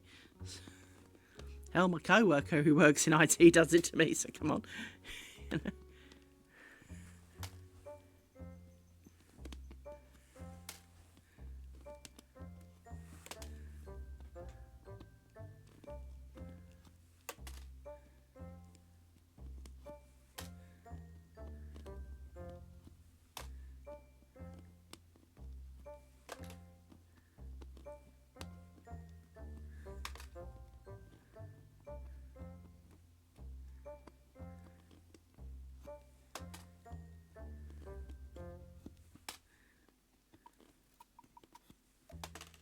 This is when I wish I had such a ginormous magnet that I could just suck all the pins out.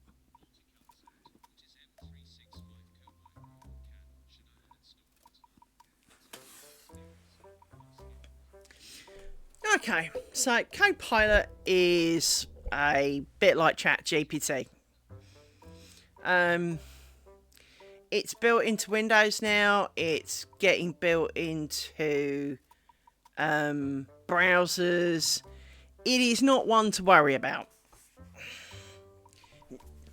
But, like all of ChatGPT, any information you give to it, it now has.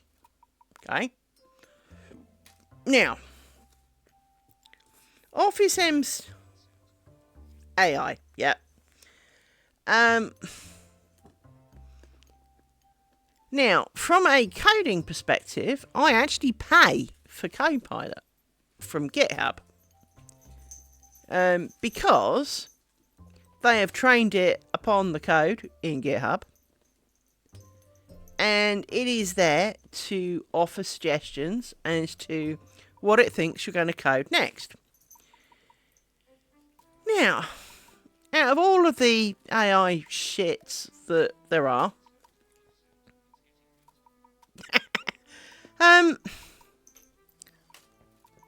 where I work, I cannot have Copilot as part of Office. What a shame. At home, obviously I can. I have not a care in the world because, well, I don't use it. I don't care either way. I do not need it writing my letters for me. I do not need it reading my emails for me. I don't need any of that kind of stuff because, well, I'm perfectly capable of reading Grind myself. Thank you, Amy. Are you voicing your opinion on the day? Amy says you can't eat it, therefore it's not overly important. Oh, and you can't trample on it, and it doesn't give good hugs. It's not harmful. Microsoft have gone Copilot rather than ChatGPT, although there are similarities, etc. But it is, like everything, some of us are more than capable of making our own decisions. We do not need a computer to decide for us whether that has the right tonality, whether that, you know, if that bit of grammar is a bit shitty, whether you care or not, because maybe you don't.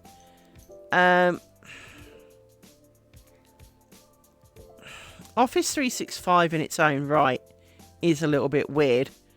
I don't like, personally, I don't like that Microsoft have gone to a subscription-based service for Office. I'm tired of subscriptions for things. I'm tired of paying when, you know, kind of like the 1989 version of Office did everything that I needed it to do. Why do I need to keep paying for it?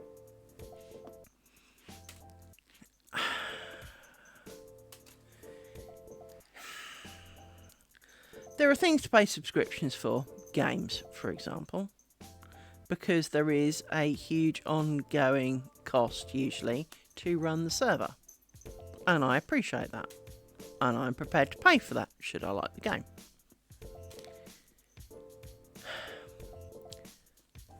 I dislike games, for example, who charge you per month to play the game, and then once or more than once a year will then go, hey, we're releasing the next chunk of this game.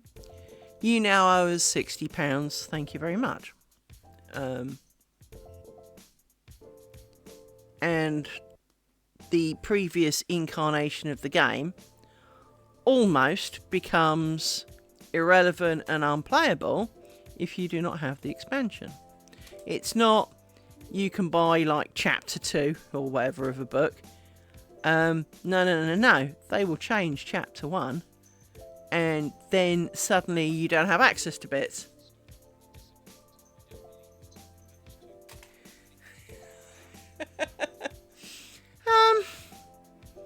I'm not going to say that that's not a possibility. Copilot itself I don't think is actually very big. In essence, because 99% of it takes your thing, sends it off, gets back a response and copies and pastes it in a window. It's not doing the thinking on your machine. Therefore, it is not going to be a big program, right?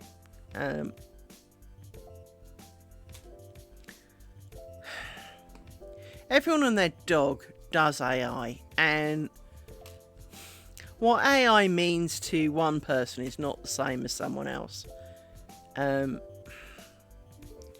recently, Unity have done more layoffs, claiming that they're going to concentrate on AI. One of the teams that they got rid of was the behaviour team. And when we say behaviours, we're talking in-game NPCs behaviours. Well, if that ain't AI, what is, right? Now, of course, what they meant was guessing your code, generating textures, and which is one of their excessively expensive paid for services. I did a beta of it and it scared the pants out of me. How much it would cost me to use that. So, for example, you say to it, hey, I want a brick wall texture that's got, moss on it and maybe some plants and, kind of a rundown looking brick. And, well, that's not what it gives you. It gives you, gives you 4 pictures. One is, of course, a pristine brand new brick. One is not a brick. One is kind of a slightly degenerate bit of brick, but it doesn't tile properly. And so you say to it, well, okay, this one's the better one, but can we make it a bit more this? I don't want it to be green, for example. I wanted brick, so I was expecting red, Can we have red brick? And, well, you've just chewed through 40 credits doing this, and you're like, hang on, I'm still on one question.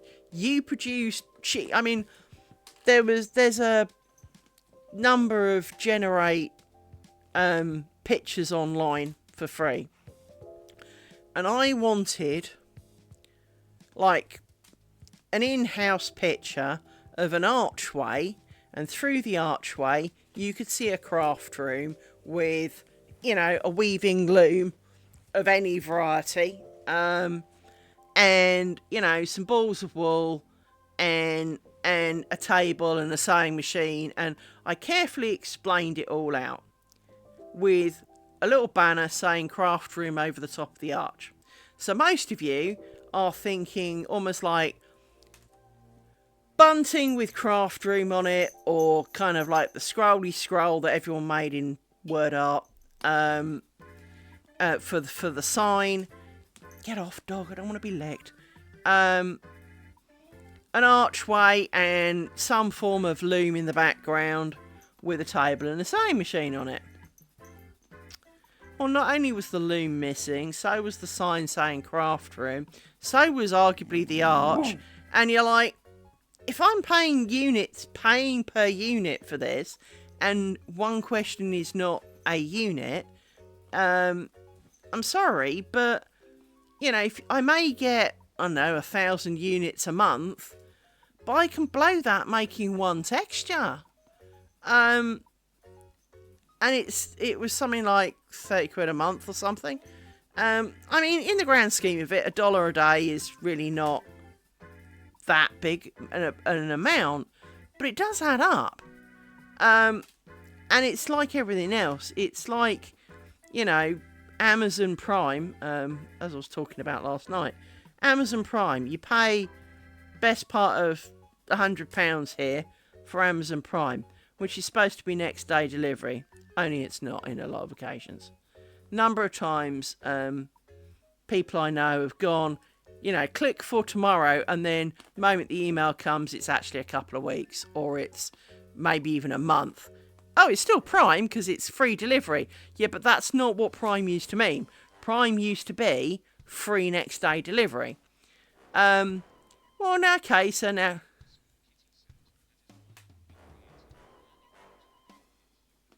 You see, I can't draw. I have less than zero ability to draw. And I can very poorly 3D model it using Pro Builder from Unity. Although they axed the Pro Builder team as well, apparently. So there's one of the guys who was the original founder of Pro Builder, who worked for Unity, is starting a project called PBJ. I assume it stands for peanut butter and jelly, but he hasn't actually declared what PBJ stands for. And I'm closely following that because I can't get on with Blender. I can't get on with Blender or Maya or any of those things. I find, I don't know whether it's my autism or just the fact that I'm old and shitty at it.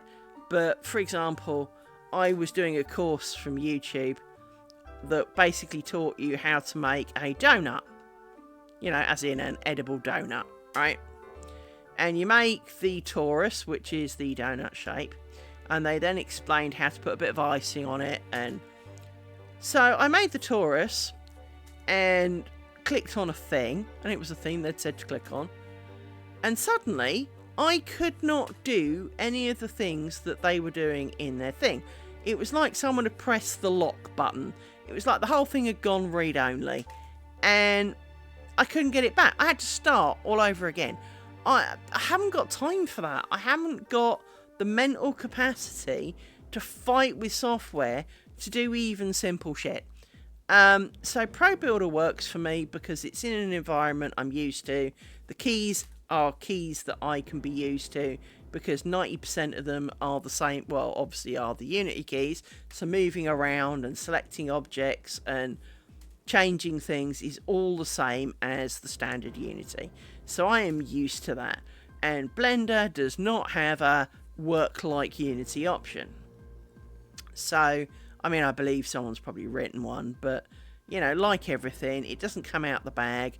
It uses weird keys in comparison to what I'm used to, and I just find it really, really hard, and I don't think in a 3D modelling kind of way. Pro Builder is a little bit like building with Duplo. You can make really complicated things out of it, but like a lot of things, it's not really the tool for that. But then I'm not making really complicated things from it. I make simpler things from it, like square rooms. Now, I have made things. I've made a table. I've made a floor lamp. I made a pair of boots the other day because someone in Unity forums was moaning that they're really into AI. Everything, all they do is bang on about AI, and it gets a little bit dull and repetitive, frankly. But this person is the most whiny person on the forum. Pretty much everywhere you go, they're blaming everybody. They're blaming everything. So, for example, yesterday I saw a post from them. They're trying to download one of the modules for Unity, and it comes up with verification failed. And they reckoned that it was because they'd missed the ACL pop-up. No. That's not what the verification does. The verification downloads and checks that the download is the same as, has a CRC check of what they're expecting. Now, it might be someone at Unity's typoed the CRC number, and as a result is, it's not verifying because the number that actually is true is not the one listed on the file. But you can still go and download it and install it, and you can still do all of that. I don't want to. Well, then you don't want it enough, do you? Seriously. It is one of those kind of moments. They just never seem to be prepared to do anything. But this particular person was moaning because Unity did not have a tool. What is wrong with that dog? Did not have a tool that allowed you to take a 2D picture of, say, a boot and turn it into a 3D model. I don't know anything that does that. Not and make a good one. And then there was the big row about, well, if you want a 3D boot, go into Blender and friggin' make one, kind of people. And they were going, well, I don't know how to use Blender. And I'm like, well, I don't need how to use Blender. I use this as part of Unity. And they go, you can't make that in... Yeah, you can. Look, it took me 15 minutes. I mean, it was a pretty ugly boot, but it was definitely a boot. And even their own words, that's the kind of boot I meant. Well, I've got zero artistic skills. And I made a very boring brown work boot that had kind of the internal colour different from the external colour, and a bit of a kind of coloured top and a black sole on the bottom. It had character. It looked like a boot. It was definitely a boot. Had shape and everything. And they were kind of like, yeah, but you didn't do that. And yeah, I did. Look, here it is. It took me about 15 minutes, and I suck. Is it a masterpiece? No, but you weren't after a masterpiece. You were after a low poly 3D boot. Here is a low poly 3D boot. They just constantly come along, and I swear it's part of a ploy. I'm sure that they are on the less mature end of the age scale. They come over as a child. They may not be, but they come over as a child. It comes over as the I want, but rather than saying I want and I'm too lazy to do, can anyone point me in the direction of a good one? They start an argument about how something's crap, and in getting people to prove that it's not, they do the work for them. And it's quite apparent. And of course, the moment you say anything against, such as, they'll say things like, you can't do, and you go, well, yeah, you can, you do this, this, and this. They start accusing you of lying and being rude and against them, and it's all personal, and you always talk shit, and you're like, no, I answered your question because you were wrong, and I pointed out where you were wrong and cited my evidence. There is no name calling, much as, maybe privately there was,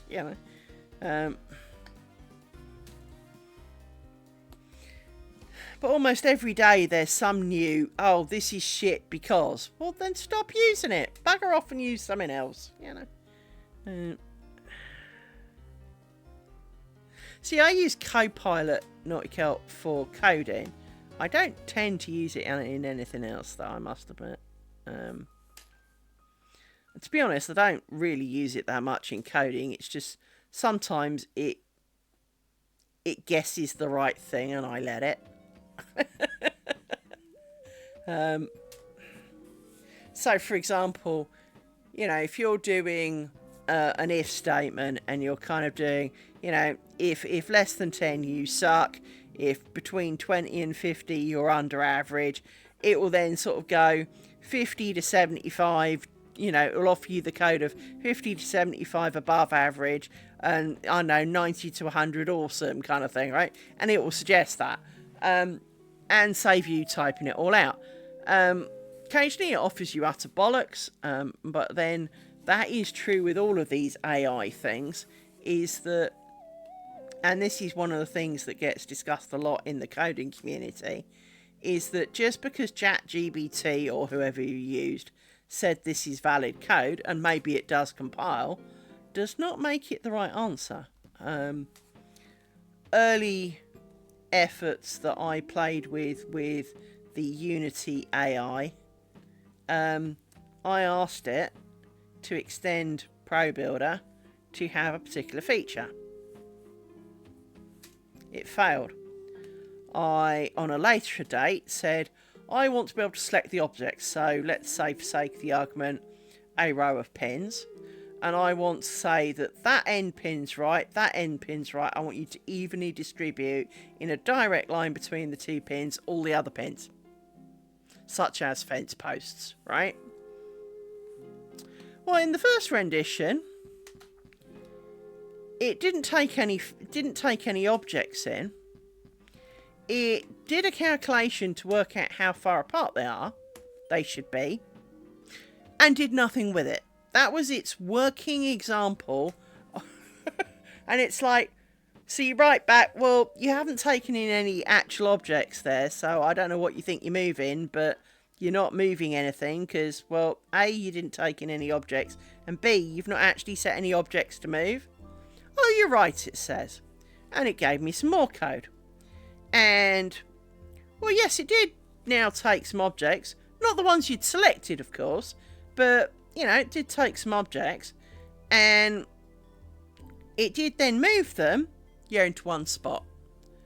So, ChatGPT, you know, that's, you did, thanks for moving them, but, you know, it's, you know, I want them, as I said, in a straight line, evenly distributed between, you know, the two main given points. Oh. Yes, I see how I got that wrong, says ChatGPT. It took it like 10 times later and it still hadn't done it. And yet we all know that the easiest way to do it is you take the number of objects you've got, the 2 points, add 1, divide it by the number of objects, and then put them at the distance between the objects divided by the number of objects plus 1, and it's done. And you're like, that was a really simple thing, chat, and, you know, if you can't manage a simple thing, why am I going to have faith in you doing anything more complicated that maybe I was struggling to think of how to do, you know? You have to be up, and that's the thing, it's a bit like driving a car. The car itself almost, you know, may want to veer to one side, but it's your job as the driver to ensure that it doesn't. And ChatGPT kind of falls into the same grounds, is that you as the runner of the AI chatbot thing that's giving you answers has to know enough about the subject to decide whether it was talking bollocks or not. And if you have to know that much, did you really need it in the first place? You know, if you basically knew what the answer was going to be, why were you, you know, why did you need it to start with? Oh, my arm's tired. I'm not really left-handed enough for this, but we can give it a go.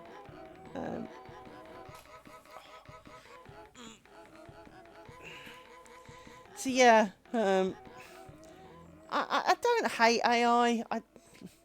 I just find that realistically you've got to know enough about the subject that if you're asking it the question and you know the subject, well, chances are you didn't need it to ask the question because you already knew what the answer was. So, I mean, it can be quite good to proofread things. You can paste a pile of code and go, why does this code do this under, you know, certain circumstances? And it can tell you that, you know, I see in your code, if these values are set to this, then that could occur, and you go, oh, okay, hadn't allowed for that, didn't expect that. But then chances are you should, because you wrote it, so...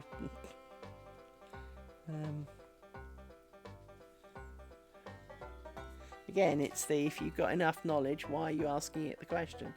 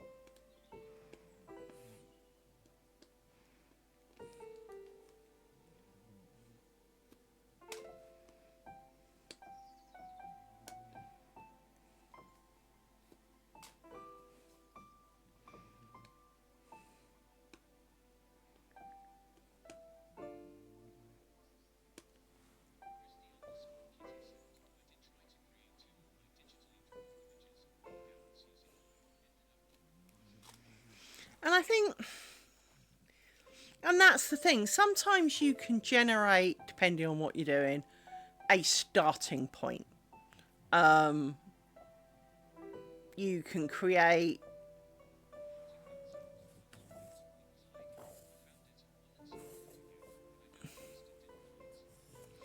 Well, you've also got to remember, as I said, is that depending on which version of Windows you've got, Copilot is also part of Windows. So, Rory, can you stop headbutting the pillow, my little man? No? Amy, I don't need to be trampled. I don't.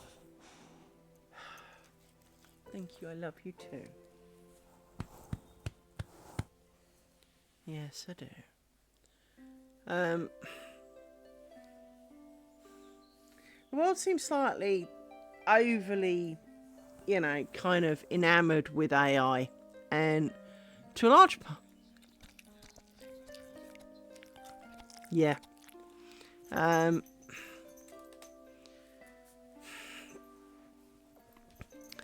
Everyone seems really over fascinated with AI, and there are times and things that it does well.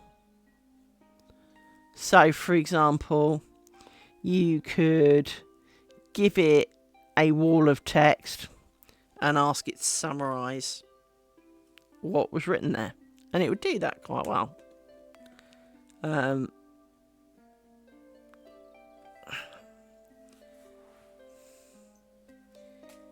You can ask it a question. So you could give it, it's good for helping with mathematical equations. It's good for, but what most people forget is that, thank you, AI is not truly thinking. It is statistically working out the expected response. Lady called Dr. Penny DeBill, who is my hero, and does an awful lot. She's a doctor and all sorts of shit. She's a very clever lady. She does some really good talks on AI, and she shows how AI can be generated in Excel, because it is statistically picking the expected outcome. It is not understanding, it is statistically going, if I see this word, the most likely word to follow next in the scenario of all the preceding words is X. It does not actually understand a language.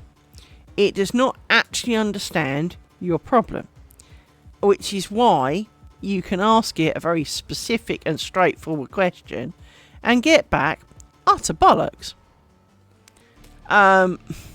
It's a bit like the days where, you know, the challenge was to find a Google search where you searched for a particular word and only one link came up. It was kind of, you know, hallowed to be kind of like one of the holy grail things if you found a particular search phrase that resulted in a one-off, unique answer. And AI pretty much is doing that. Shut up, for Christ's sake.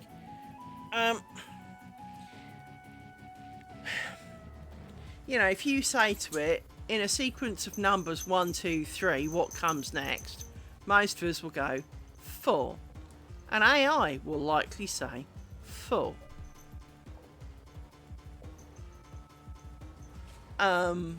If you say 1, 3, 2, what comes next? It might not say. It might say 4, or it might say 5, because the outcome is less clear. And a lot of it is that it kind of searches around for the phrases that you've used and picks out all of the commonalities in those responses. So it's kind of like, you know, is it going to rain tomorrow? Well, you know, 50 websites say yes. I'll go with yes then, says AI, sort of thing. It's not thinking. It's not, you know, it's not Skynet. It's not self-aware. It's not. It is no more than statistically applying probabilities to the words and stuff that is sent to it and therefore responded. It is not technically actually artificially intelligent.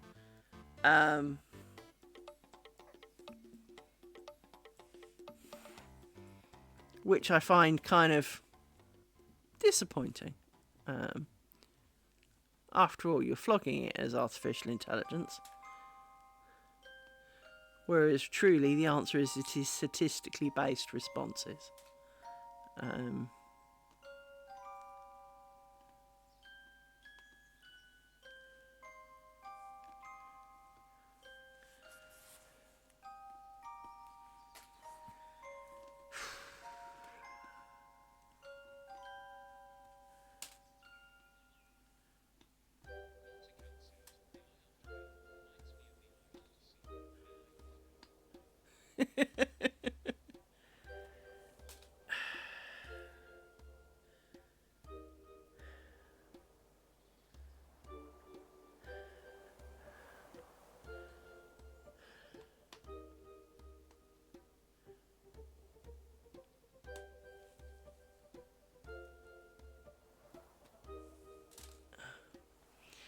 I mean, that's why I'm saying, you know, that Unity ditching behaviour, their Unity behaviours team, is actually quite stupid, because the behaviours thing almost was a better form of intelligence, because what it allowed you to do is, let's say there's a grid like the pins on here, and you could say to it, if I need to get from here to here, I'm not allowed to cross the solid white lines, and it would work a path out.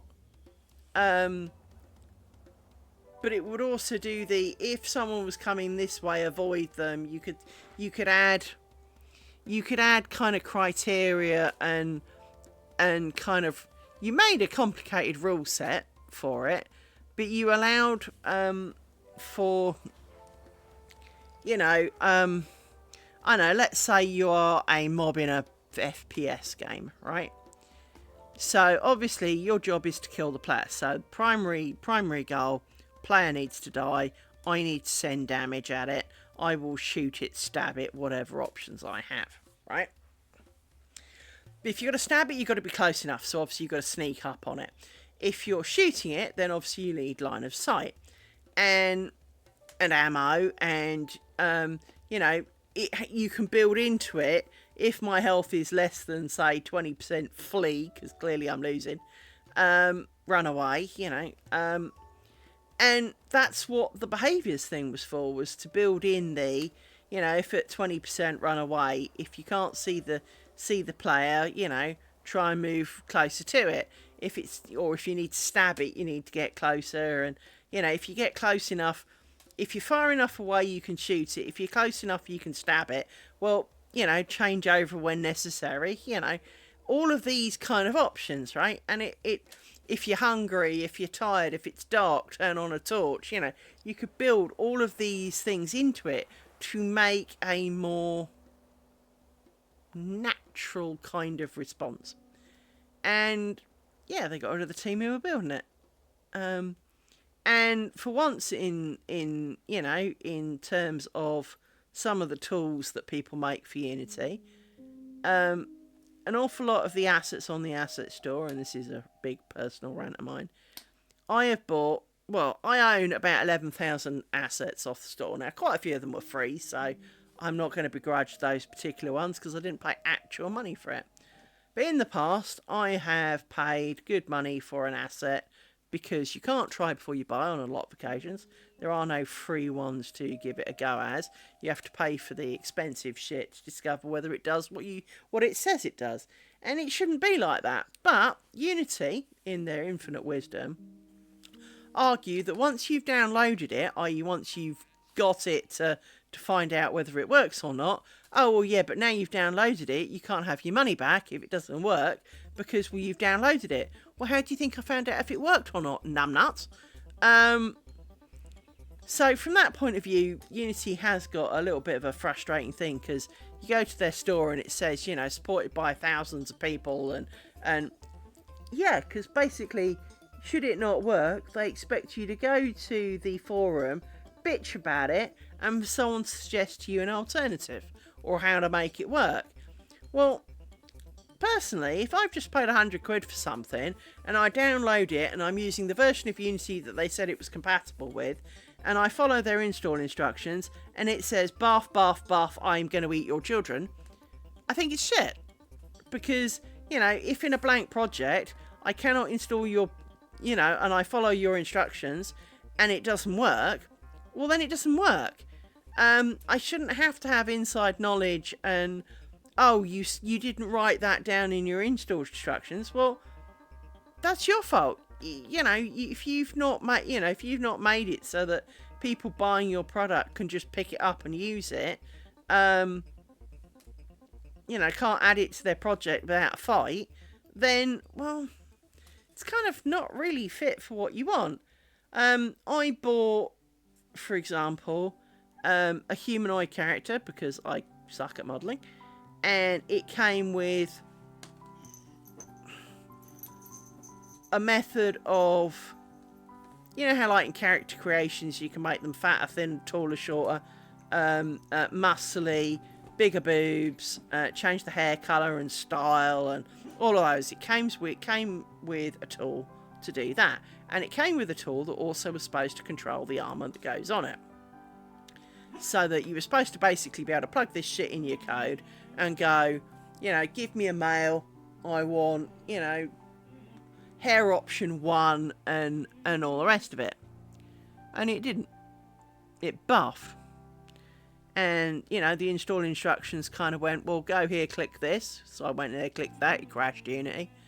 And I reported it to the, you know, not as in your assets shit, I'm reporting you to the police kind of thing, but I went to the developer and went, here, this shit doesn't work. Oh, well, use this. Put this model in. Talk about Picasso. I've got screen prints on my phone done in a boomer kind of manner, as in I took a photo with my camera on my phone of my screen. Instead of the eyeballs being on the face, one's kind of by his bollocks, on stalks, and his arms kind of a bit, you know, Ripley when they make all the spare ones, and she goes through the lab of all the spare Ripleys. You know, there's like arms growing out of her back, and you know, and the fundamental model was flawed, and I paid a good money for this. And this is someone who, oh, you know, he's one of the top sellers, and well, but it's shit. Anyway, I mentioned the whole kind of tool bit not working, and he kind of went, oh, I'll have to look at that, you know. Anyway, I passed through his stream. Oh, fuck's sake. What is going on out there? What is going on with you two? I assume my neighbour's got a visitor or something.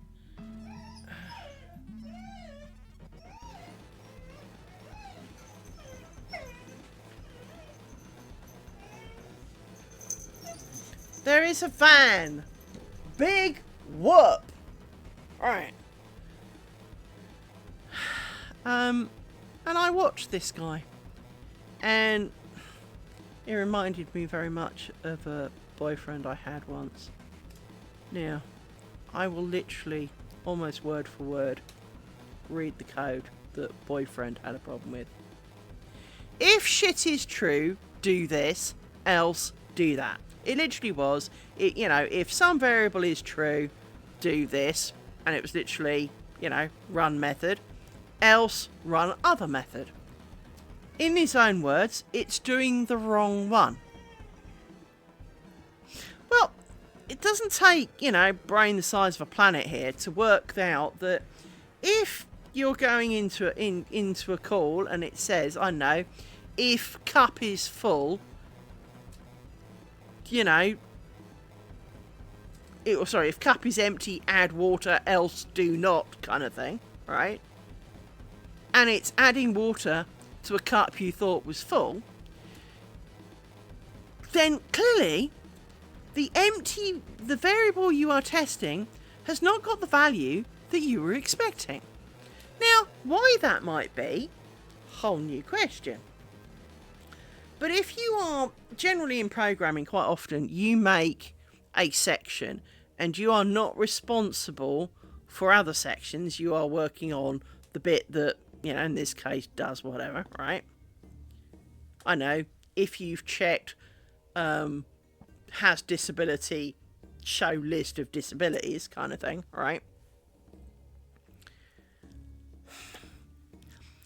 If you are receiving the wrong data from someone else, all you have to do is say to the someone else, I am receiving, you know, my function is not receiving the data as expected.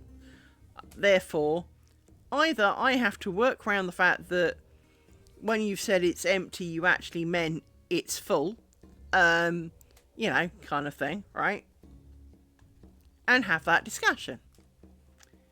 2 days it took him to discover, as I said, the value he was getting was not what he expected. At that time, I was earning less than £11,000 a year. He was earning nearly 70, and it took him 2 days. I was appalled. This was not the downfall of our relationship, but it certainly wasn't one of the winning factors, you know.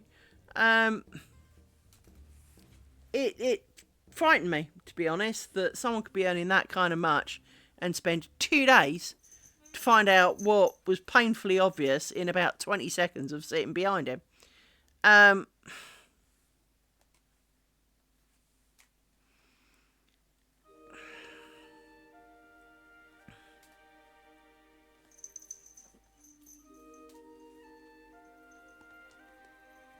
think he gave up programming, possibly just as well. See, this is why... I mean, I know obviously the amount of time it takes me to pull these pins out is the same amount of time it would have taken if I'd done it along the way. But when you do it along the way, you kind of don't notice because you do smaller chunks. You're not doing the whole thing in one go.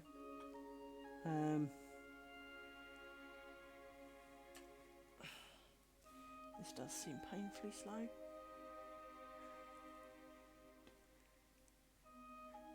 And of course, the other advantage of doing it on the go is you don't normally have them all pushed down. They're all kind of popped up. So all you have to do is pull them out. And of course, there's a few raised ones that are sticking in my fingers. So getting sore fingers.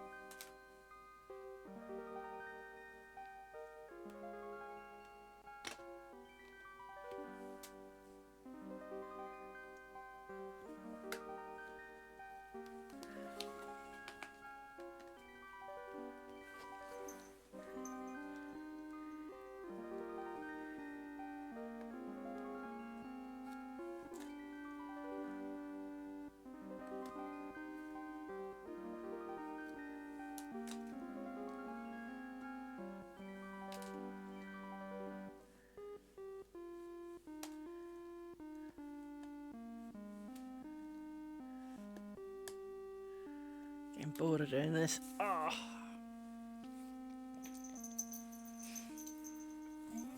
I mean, I think it definitely overcame the problem that we have, but it generated this one, and I'm not sure that this is entirely worth it.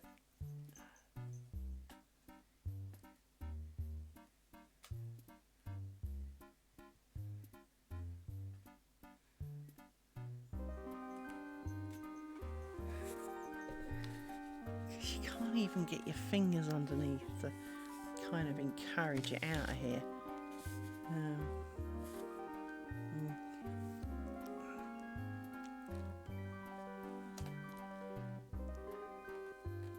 I'm getting hungry. Have we really been doing this 2.5 hours? And this is all I've done. Oh dear God.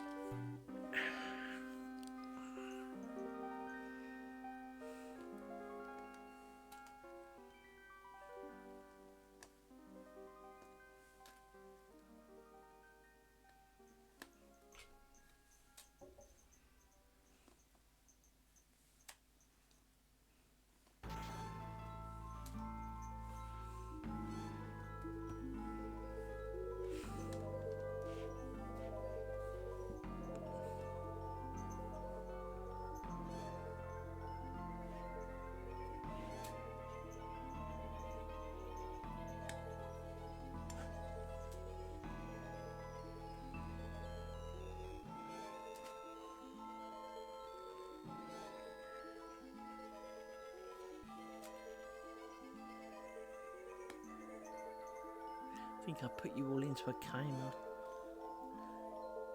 This is definitely not a lot of fun. I mean, don't get me wrong, it's not a lot of fun this end either.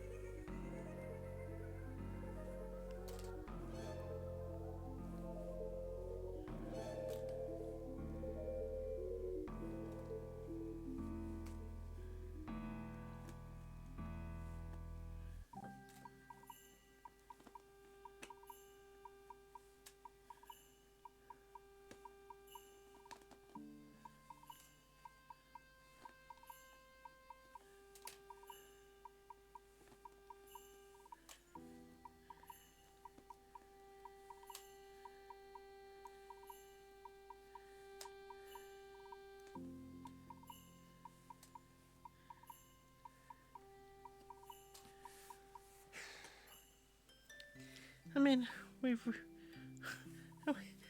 done a reasonable chunk, but it's taken a while.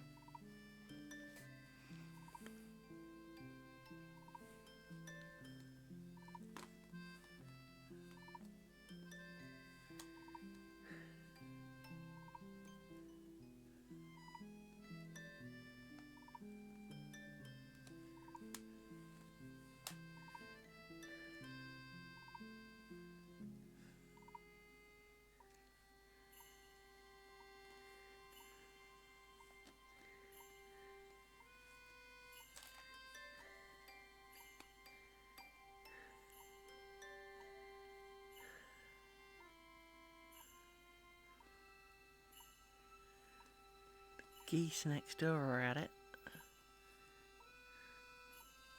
Probably means the fox is out.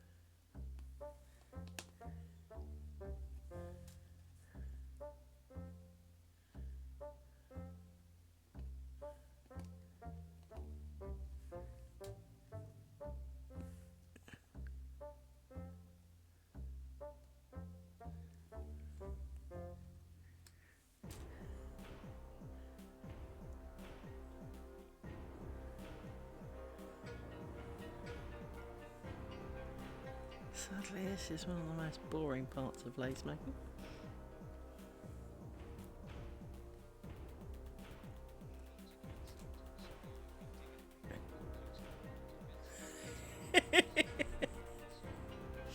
I understand. I do understand entirely. Believe me.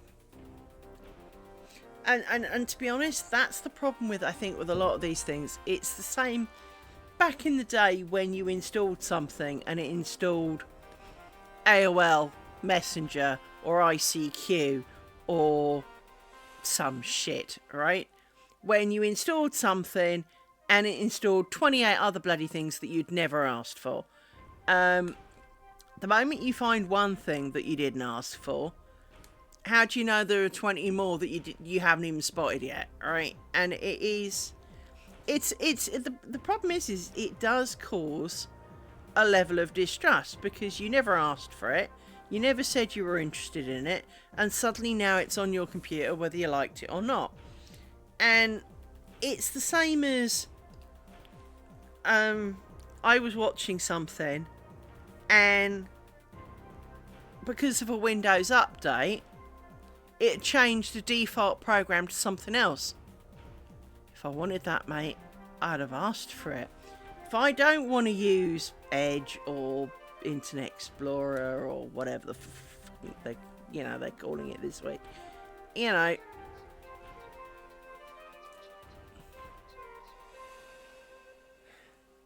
yeah, I mean,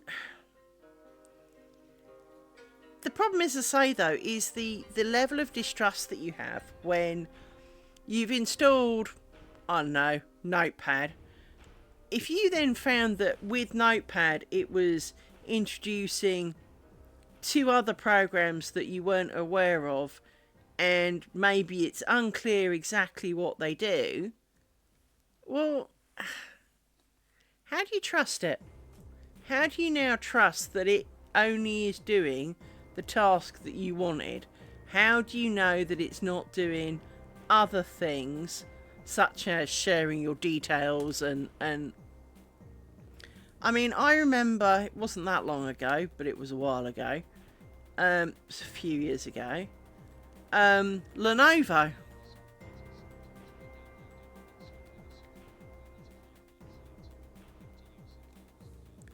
Exactly, right? One of the things that bugs me the most is I was trying to find... It used to be really, really easy to take your DVDs and turn them into files on your hard disk, because everyone was digitizing their, DVD collection or whatever, and, everyone and their dog was making a DVD ripper, right? Now, it's not that I wanted to rip it and post it on the internet and bypass, 6,000 copyright laws. I just wanted to have the files on my hard disk to save me the shit of the fact that my machine doesn't have a CD drive in it anymore. Have you even noticed now that not only do we not have floppy drives, half of them don't even have DVD or CD drives. And so, I didn't want to have to get the device out, find the DVD, plug it all together to watch it. I wanted to be able to view it at my leisure from a file on my hard disk. So, you search for, DVD to MP3 or whatever, MP4. And preferably, you kind of want a free one, because, you're not exactly after masterpieces here, you just want to watch the damn thing. Yeah, free download. Yeah, but you can't do anything with it. Yes, you can download it for nothing. If you can't use it, you've got to pay to use it, well then it's not free, is it? And it's the same you get with mobile phones. Some of them are not, well, most of them have to state whether they have in-app purchases. Now, the problem is there's a difference between an in-app purchase, such as you can buy the extra special filter, or you can buy a pretty picture, and then there's, you can't do jack with it until you've paid us a load of money. And the number of applications that you have a potential interest in, and it says, free, blah-de-blah-de-blah, there are some in-app purchases. And you think, well, there's probably some premium features to buy, because that's the kind of app it would be. That's okay. But you get it, and you can't use it until you've signed up for a subscription. And some of them are not cheap. And I find it wrong that they don't have to list what some of those in-app purchases are, and the fact that you really cannot do jack crap with it until you have parted with money. You can't even test to see if it does the thing that you want. For example, I bought a camera one, and because my phone does nighttime photos, except unlike its predecessors, mine sucks. Mine only is capable of nighttime photos as long as there is something lit well enough in the foreground but far enough away that it can use to focus on. Even if you tell it, so you light something up with a torch and you say, lock the focus on that, and then turn the torch off, it immediately goes, oh, no, panic, I'll take a blurry photo, right? So getting photos of nighttime skies is really difficult. But the previous version of the iPhone did a cracking job. I know, because briefly I had a work phone that was the previous version, and all I really had to do was point it at the sky, go click, and out came a great photo. Mine, no. Oh, shut up, Amy, for Christ's sake.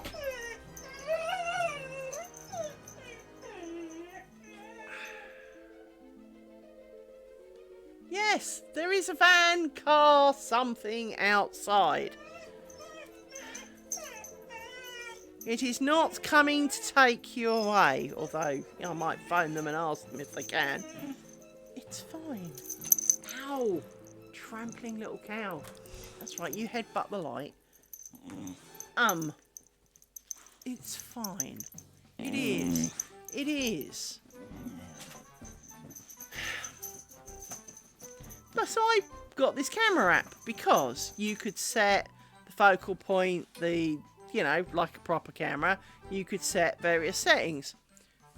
Only one problem. If you wanted the 30-second exposure for overnight, it didn't up the it constantly would, even though you knew that's what you needed, when you did it with the iPhone itself, it would go, it's really dark. I'm going to give you a slight impression of what it might look like. Good luck. Take the picture and see what comes out. The camera app that I paid good money for insisted on updating one frame every 30 seconds. So you try and set it to 30 because that's what you knew you needed for the exposure, and basically the whole app became unusable. And you're like, I need it to only do 30 when I press the button, not constantly. Oh, no, it doesn't do that. Well, but you can't use it. Yeah, well, we appreciate that, but that's a kind of a niche use. Well, no, it's not actually. The camera is designed for nighttime vision. All I wanted to be able to do was force the focus on it and hit go. And, oh yeah, well, we don't do that. And you're like, for goodness sake.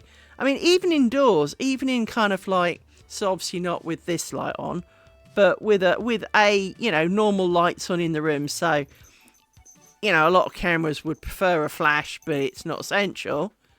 You couldn't use the app even on automatic exposure because it would sit there and it would be doing an update like once every,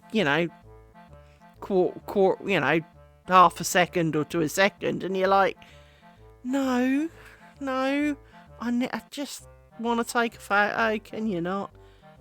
It was terrible, but you paid money for it and it was shit, and you only find out because you've got to pay money before you can use it.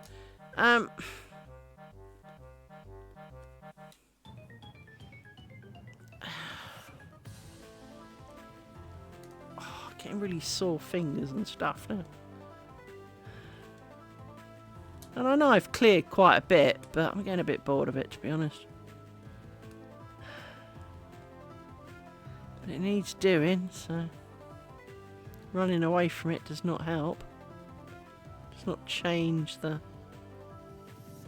amount of pins that I've got to do. I can't even share it with somebody else, You do a bunch.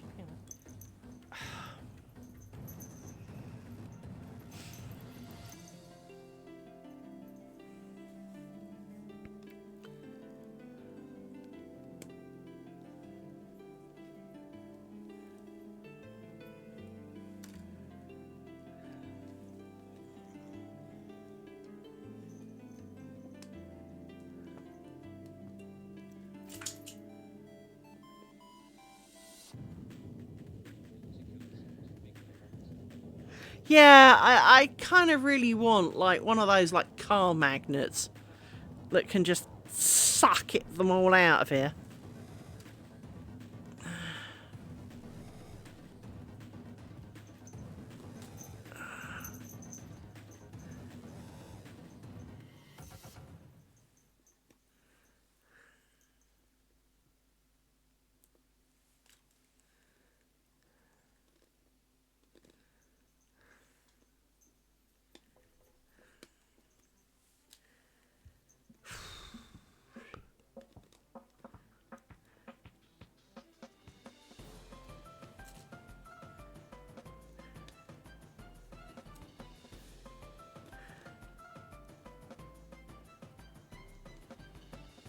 Can you stop grinding your teeth, please, Rory?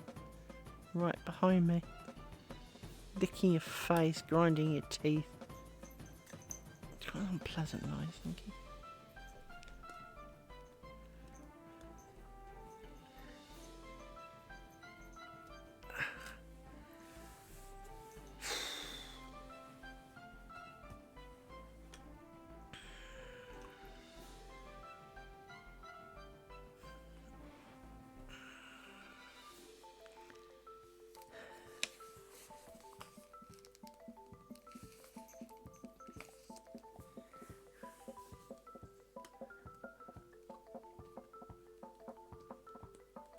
Can you quit it? Bloody noise. It's like any noise. It's not so bad for a bit, but after a while, you just kind of want to put. And don't you dare! No. Don't you sass me.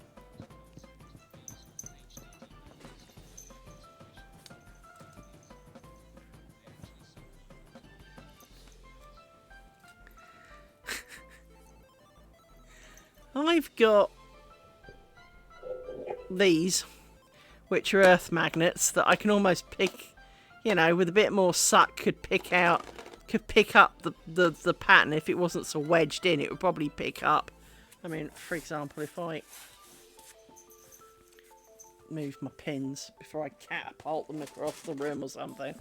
But if this wasn't so wedged in here, so for example, this was on top, it doesn't quite lift it up, but it almost does, look.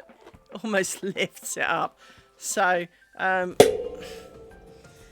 they're not strong enough to suck the pins out. It's, they're really wedged in there because I pressed them down. If I didn't press them down, it would be so much easier, which of course is why it's so much easier to remove them as you go, because, well, they're not pressed down at that point. You have to press them down if you're going to leave them in, because otherwise they catch on everything. So you can't win. To be honest, I'm going to go with the mistake next time. I'd rather have the bad tension and all the rest of it, and only have to pick out the cross shape and the edges when I'm done. This is getting really friggin' tedious. It's like watching celebrity get me out of here. It's, you know, I can't tell. Or bloody Strictly Come Dancing or whatever it is. I'm definitely getting a sore finger. Let me put some music on or TV on for me to watch.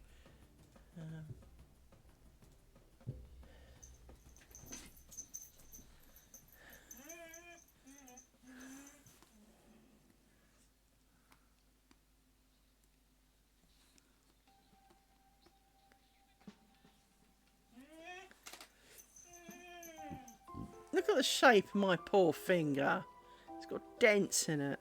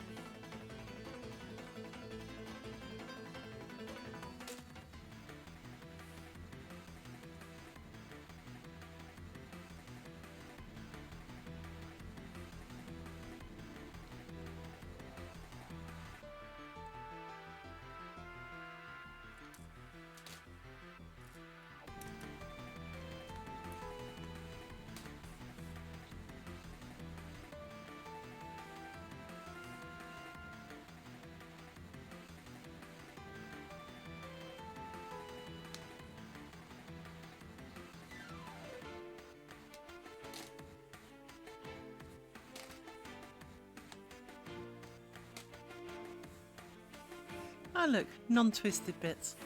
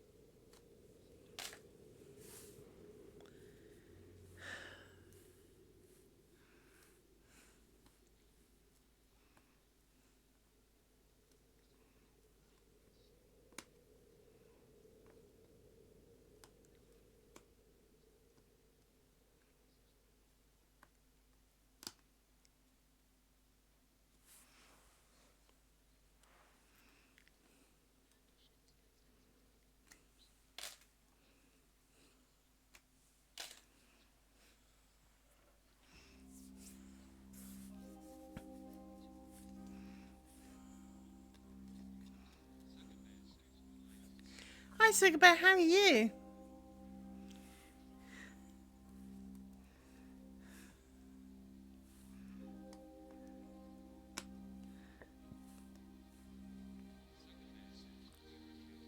Good.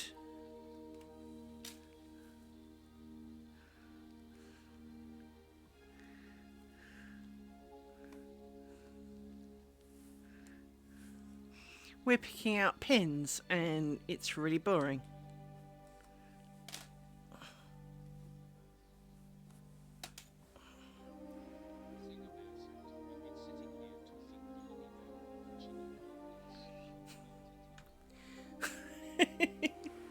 Yeah. It's not exactly fascinating, it has to be said. And my hand is getting sore and I'm hungry and my mind is wandering somewhat, so...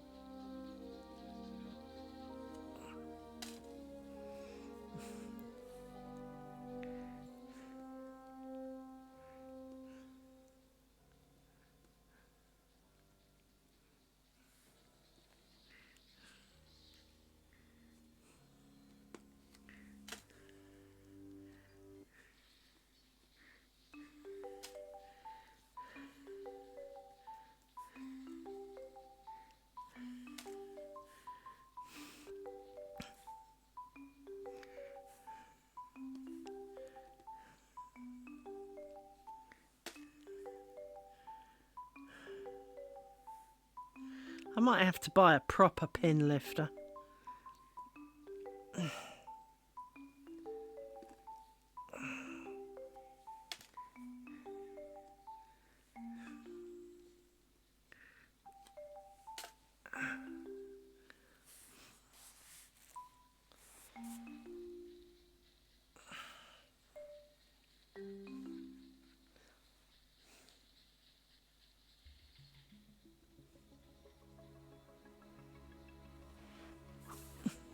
Problem is everything I've read says avoid pin lifters, because the problem is much as I'm doing this with my thumbnail and my fingernail, and actually this is getting really quite sore.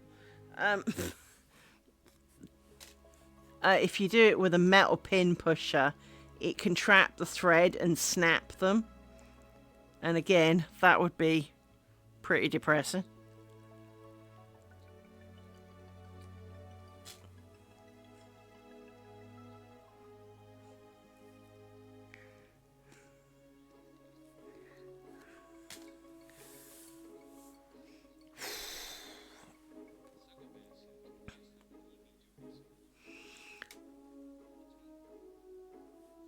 Much like the whole kind of coming apart thing would be depressing, to be honest. So, I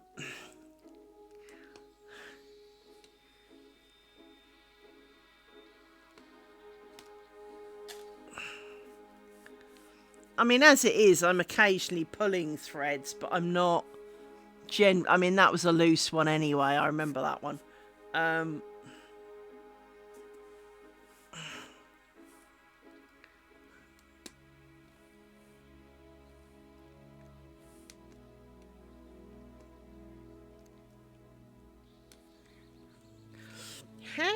How can you hurt so much?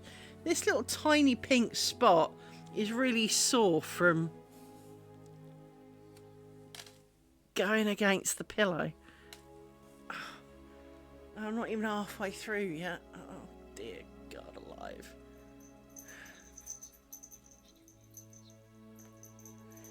Yeah.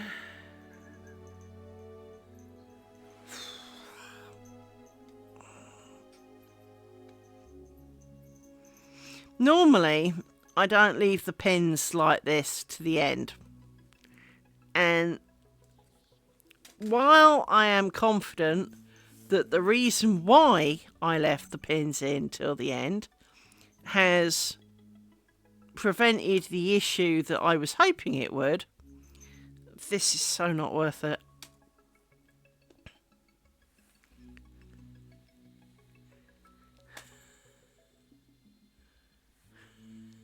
Normally, the pins aren't pushed down.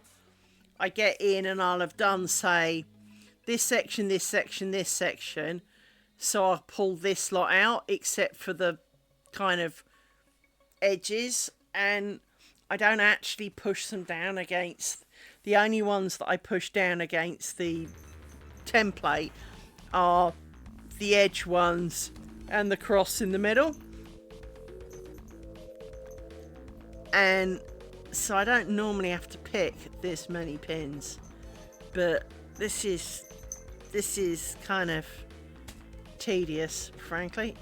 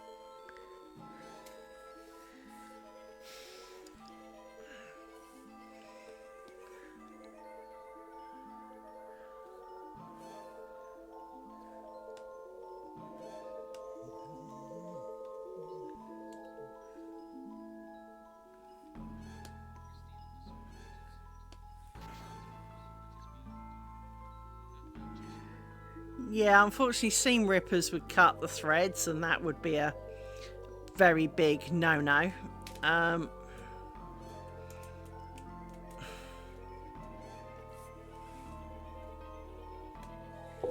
It is tempting to get some form of like butter knife to go underneath to try and pry up from underneath.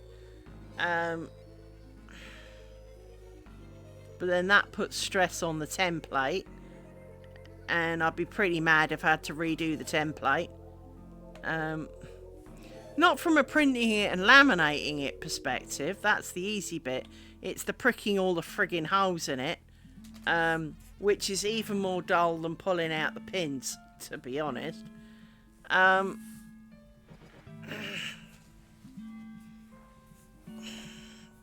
It's clearly not one of the most glamorous sides of lace making.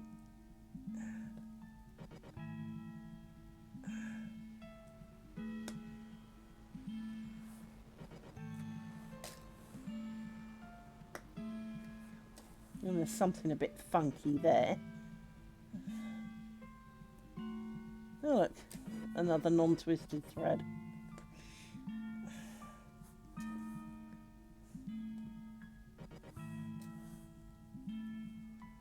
Vaguely remember we noticed those before.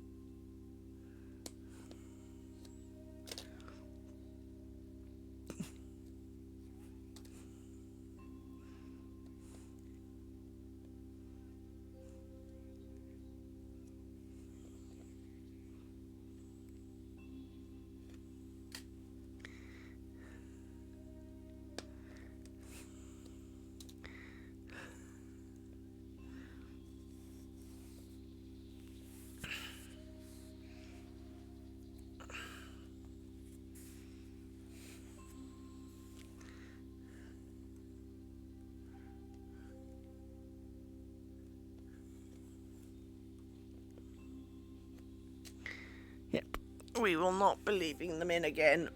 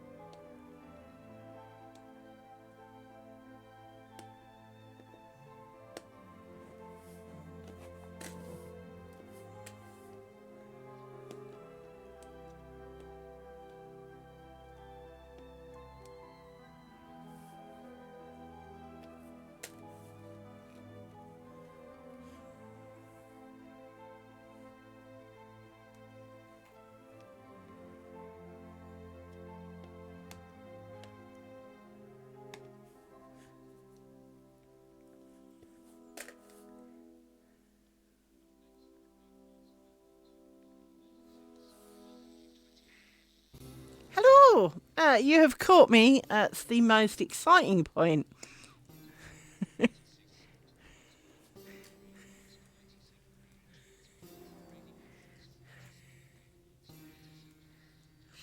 Thank you for the raid. You have joined me at the end of my square. There it is. And I chose this time to leave the pins in because previously I had a few tension issues on turning corners, and I thought, hey, let's leave the pins in. I now realise the error of my ways, as I've now got to pick out the 1180 pins that constitute my square, and frankly it is the most singly boring thing I have ever done in a really long time, and I do boring things quite a bit. So I am struggling a little with this. I appreciate it's not the most entertaining thing for you to watch. It's a necessary part, but normally when you do it as you go, you haven't pushed the pins down, so it's easier to remove the pins. I mean, I've done this bit. I mean, you know, I'm getting there. But it is a very slow, dull process, and my fingers really hurt, and we're not even halfway yet. So with that in mind, you know, I perfectly understand if staying is not your thing. Because, well, as I said, it's not the most entertaining of scenarios. I gave my chat the opportunity to vote between pulling pins and thank you. I need it. For it is kind of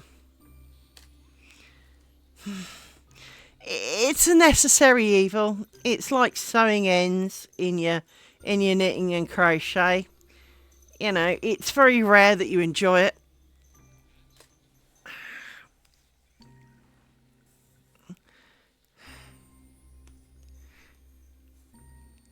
And it's not good for me nails. At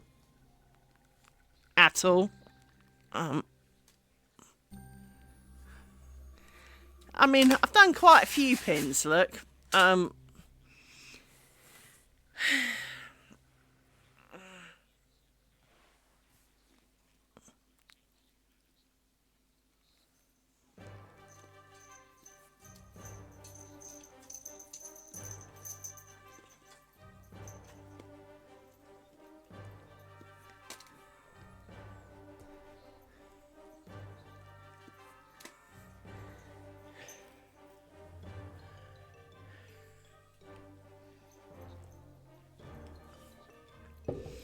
It's interesting, the bits of my fingers that are actually complaining are not the bits that you might expect. I'm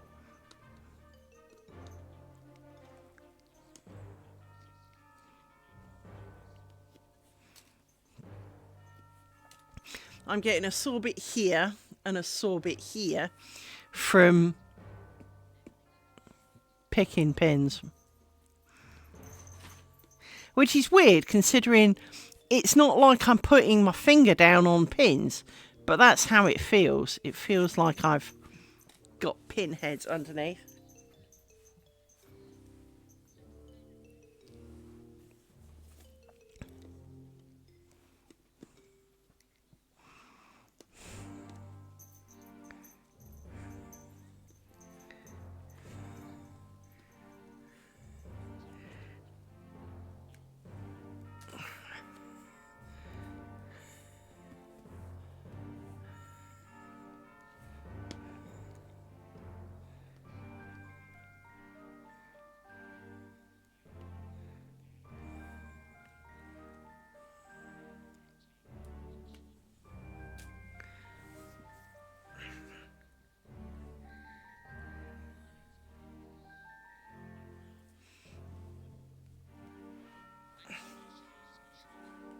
Oh, thank you for the follow.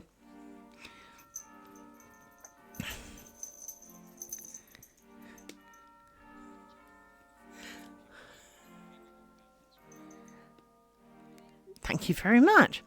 If you do have questions, feel free to ask. Other than it's quite apparent that I'm picking out pins. If you have any questions, I will do my best to answer them.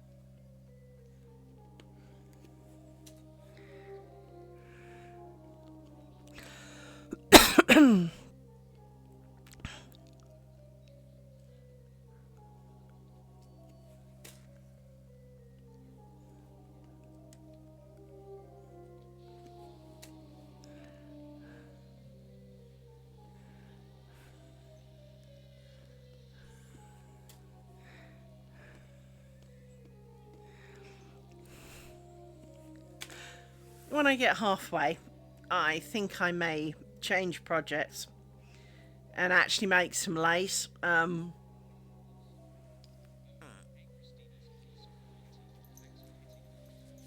Thank you for the follow, Christina.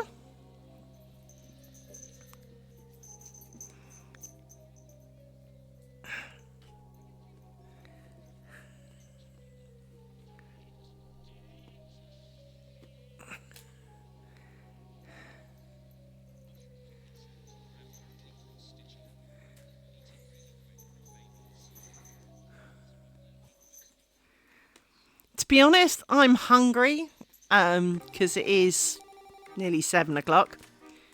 And I'm hungry. My fingers are sore.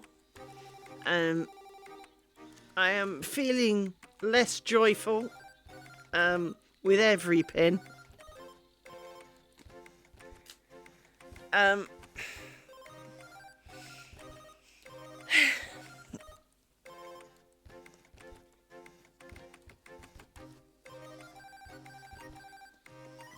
Well, I will, but that was nearly exciting. What I'll do is I'll get to halfway. Get halfway at least.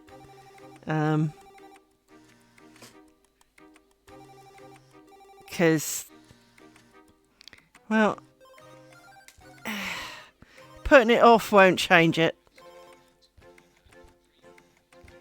Thank you. The mistakes, I would argue, detract from that. To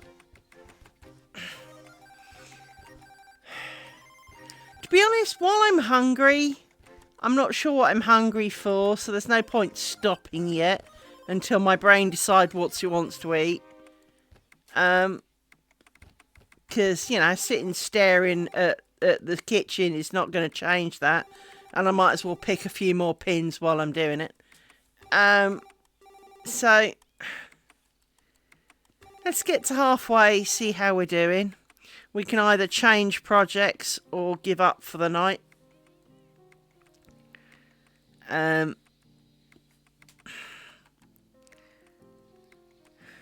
had hoped it wouldn't take this long. I really didn't expect it to be quite so tedious. But at the same time, I should have guessed. I mean, we sewed from about here to here, the ends in. So from that point of view, the earlier bit of stream was slightly more interesting. But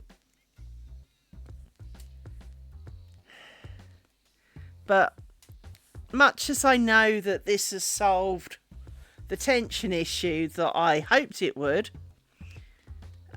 because you push the pins down, getting them out now is far harder than when you do them along the way. And so I don't think I'll be doing this again. Well, I've got an alternative to the nails. The problem is it's shit. Oops, just throwing the scissors at the dog. Sorry, dog. So I've got this, which is technically a pin lifter, but it's not very good at some of the pins, and it's more likely to cause issue. So picking at it with my nails is actually currently the better option. I mean, I'm not the girliest girl. I'm not particularly overly worried if I knacker my nails a bit. Because to be honest, we've got about a month till I have to do it again. So they'll have grown in that time. Hello, Rory. No, I don't want to be Rory. Ow! Foot in face. Ow! Ow! Oh! Ow! That was a claw, actually. Thank you for that. I've been mauled, have I? Have I been mauled? I haven't... Why are you acting like I've said magic words? Ow! Thank you, Amy. I have two furry little helpers, called Rory and Amy, who are lovely and cute and wonderful when they're asleep. When they're awake, not necessarily quite as much. She's a moody little cow and a crackhead. He's generally quite quiet and placid. Let me show you what they look like. Hang on.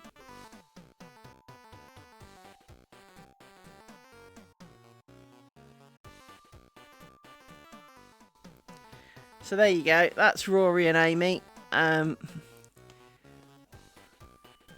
When they're asleep, they're beautifully cute, very well behaved, absolutely adorable.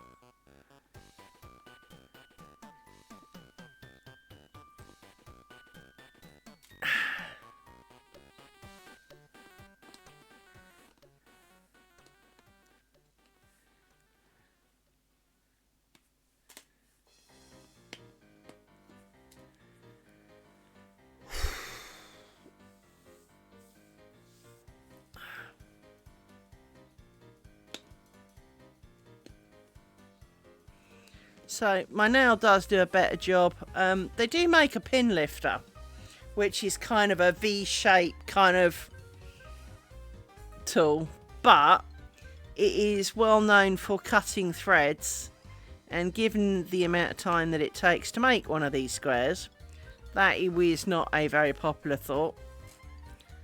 So poking it with my fingers is generally better. Some of the pins are even quite awkward with your fingernails, so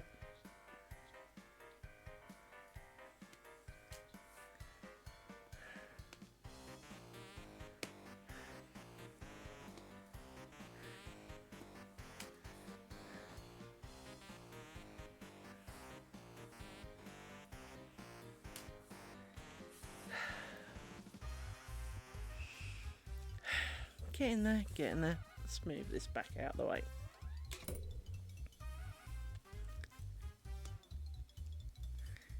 Oh, I need to learn to relax my shoulders doing this, because it's making my shoulders hurt.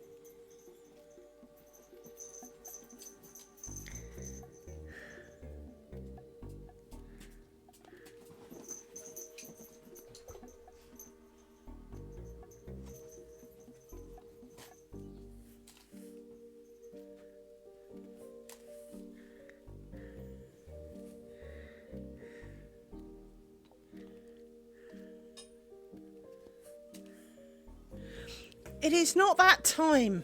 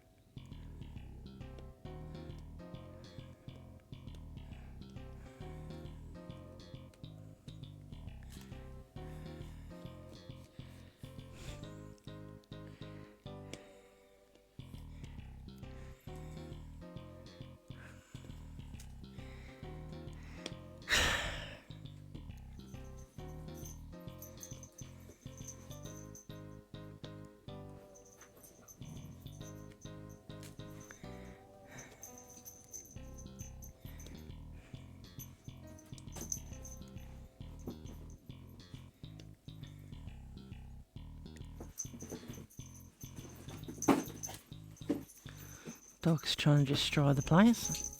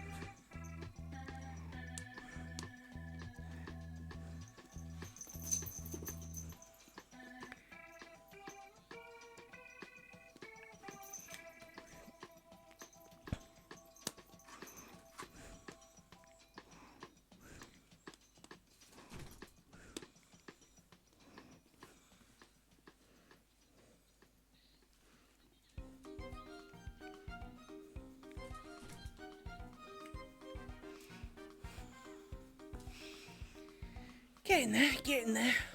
As I say, you know, doesn't make for the most fascinating viewing, but kind of gonna happen.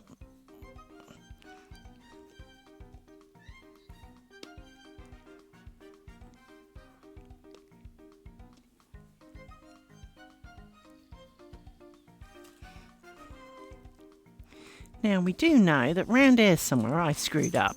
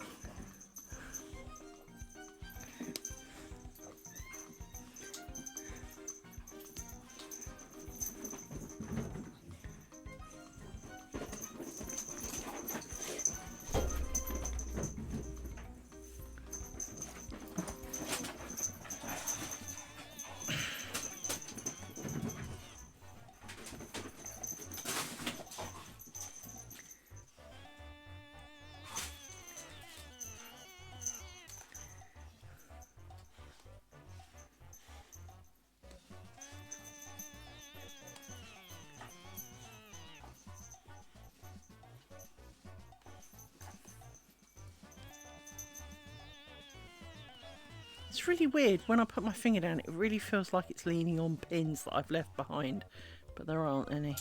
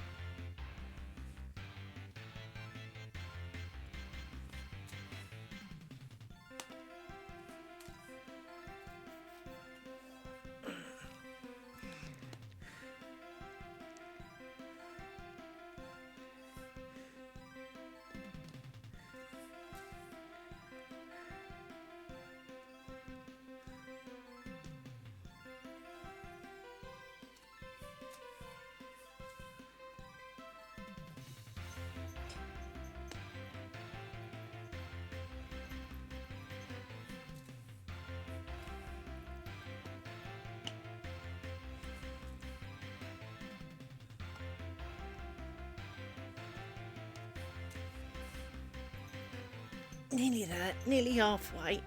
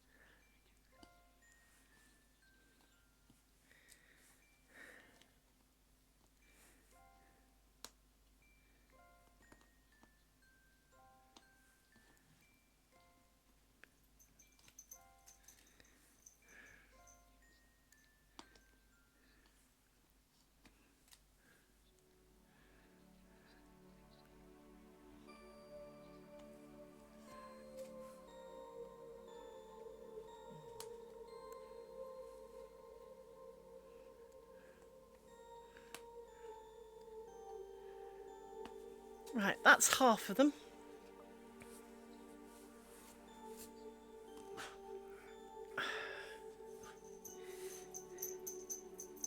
And you know what? That gaff I made doesn't show half as bad as I thought it did. So that's a bonus. Um,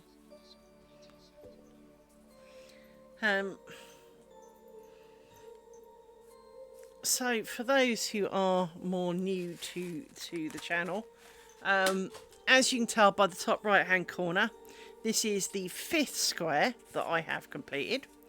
If I zoom it in and move up a bit, which is easier said than done, to the half that is free now, it doesn't look too bad.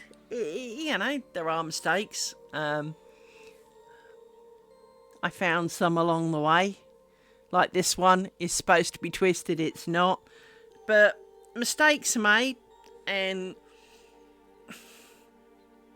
well, it's kind of one of those things. Is that being human, I am liable to make mistakes from time to time. Depending on how far back it is, depends on whether I'm kind of prepared to go back and do it. Now, in previous days, let's say I was working on this triangle here, because you work in triangles. If I'd done this bit, this bit, this bit, this bit, this bit, and let's say those 2 bits, and I was working here, and I spotted a mistake here, I'm unlikely to go back and fix that, because, well, that's quite a long way back.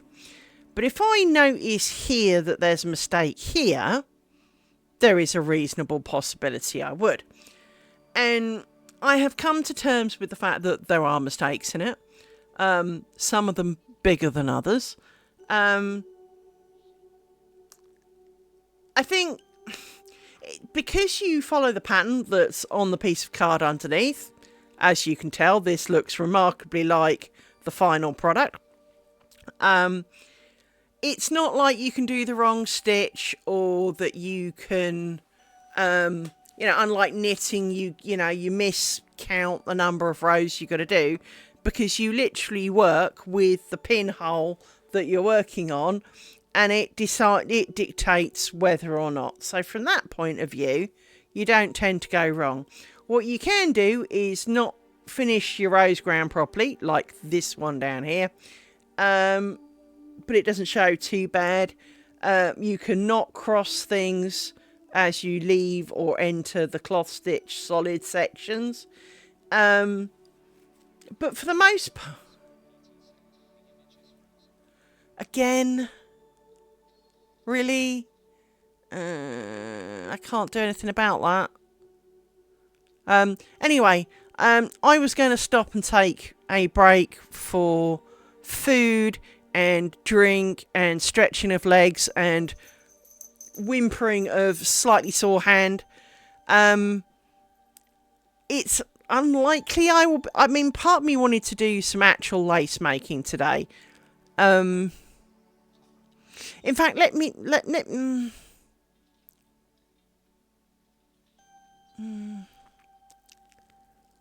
Oh, I really wanted to do some lace making, but if the picture's frozen, that really doesn't help, right? Yeah, I mean, I wanted to do some lace making, but let me show you the other thing. Well, this is my other project. Let me, mind you, of course, you probably can't see it. Let me see if this... can you see a round pillow?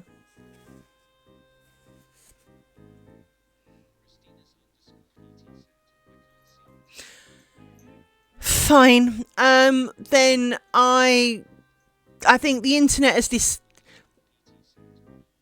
Yep, I think that's the internet saying bugger off, have tea, give up, right? So I'm going to take that as a hint. I apologise. I will be back tomorrow. I may do my other project tomorrow if I have not progressed enough bobbins. Or I may do some more pin yanking. It will depend on what I do next, because I will yank some pins off screen, because frankly it is a bit like watching paint dry, I'm sure. So we shall see what we can do for tomorrow. Because obviously, you know, watching me actually make lace is slightly more interesting. So I shall try and see you tomorrow evening after work. Take care, everybody. Bye-bye.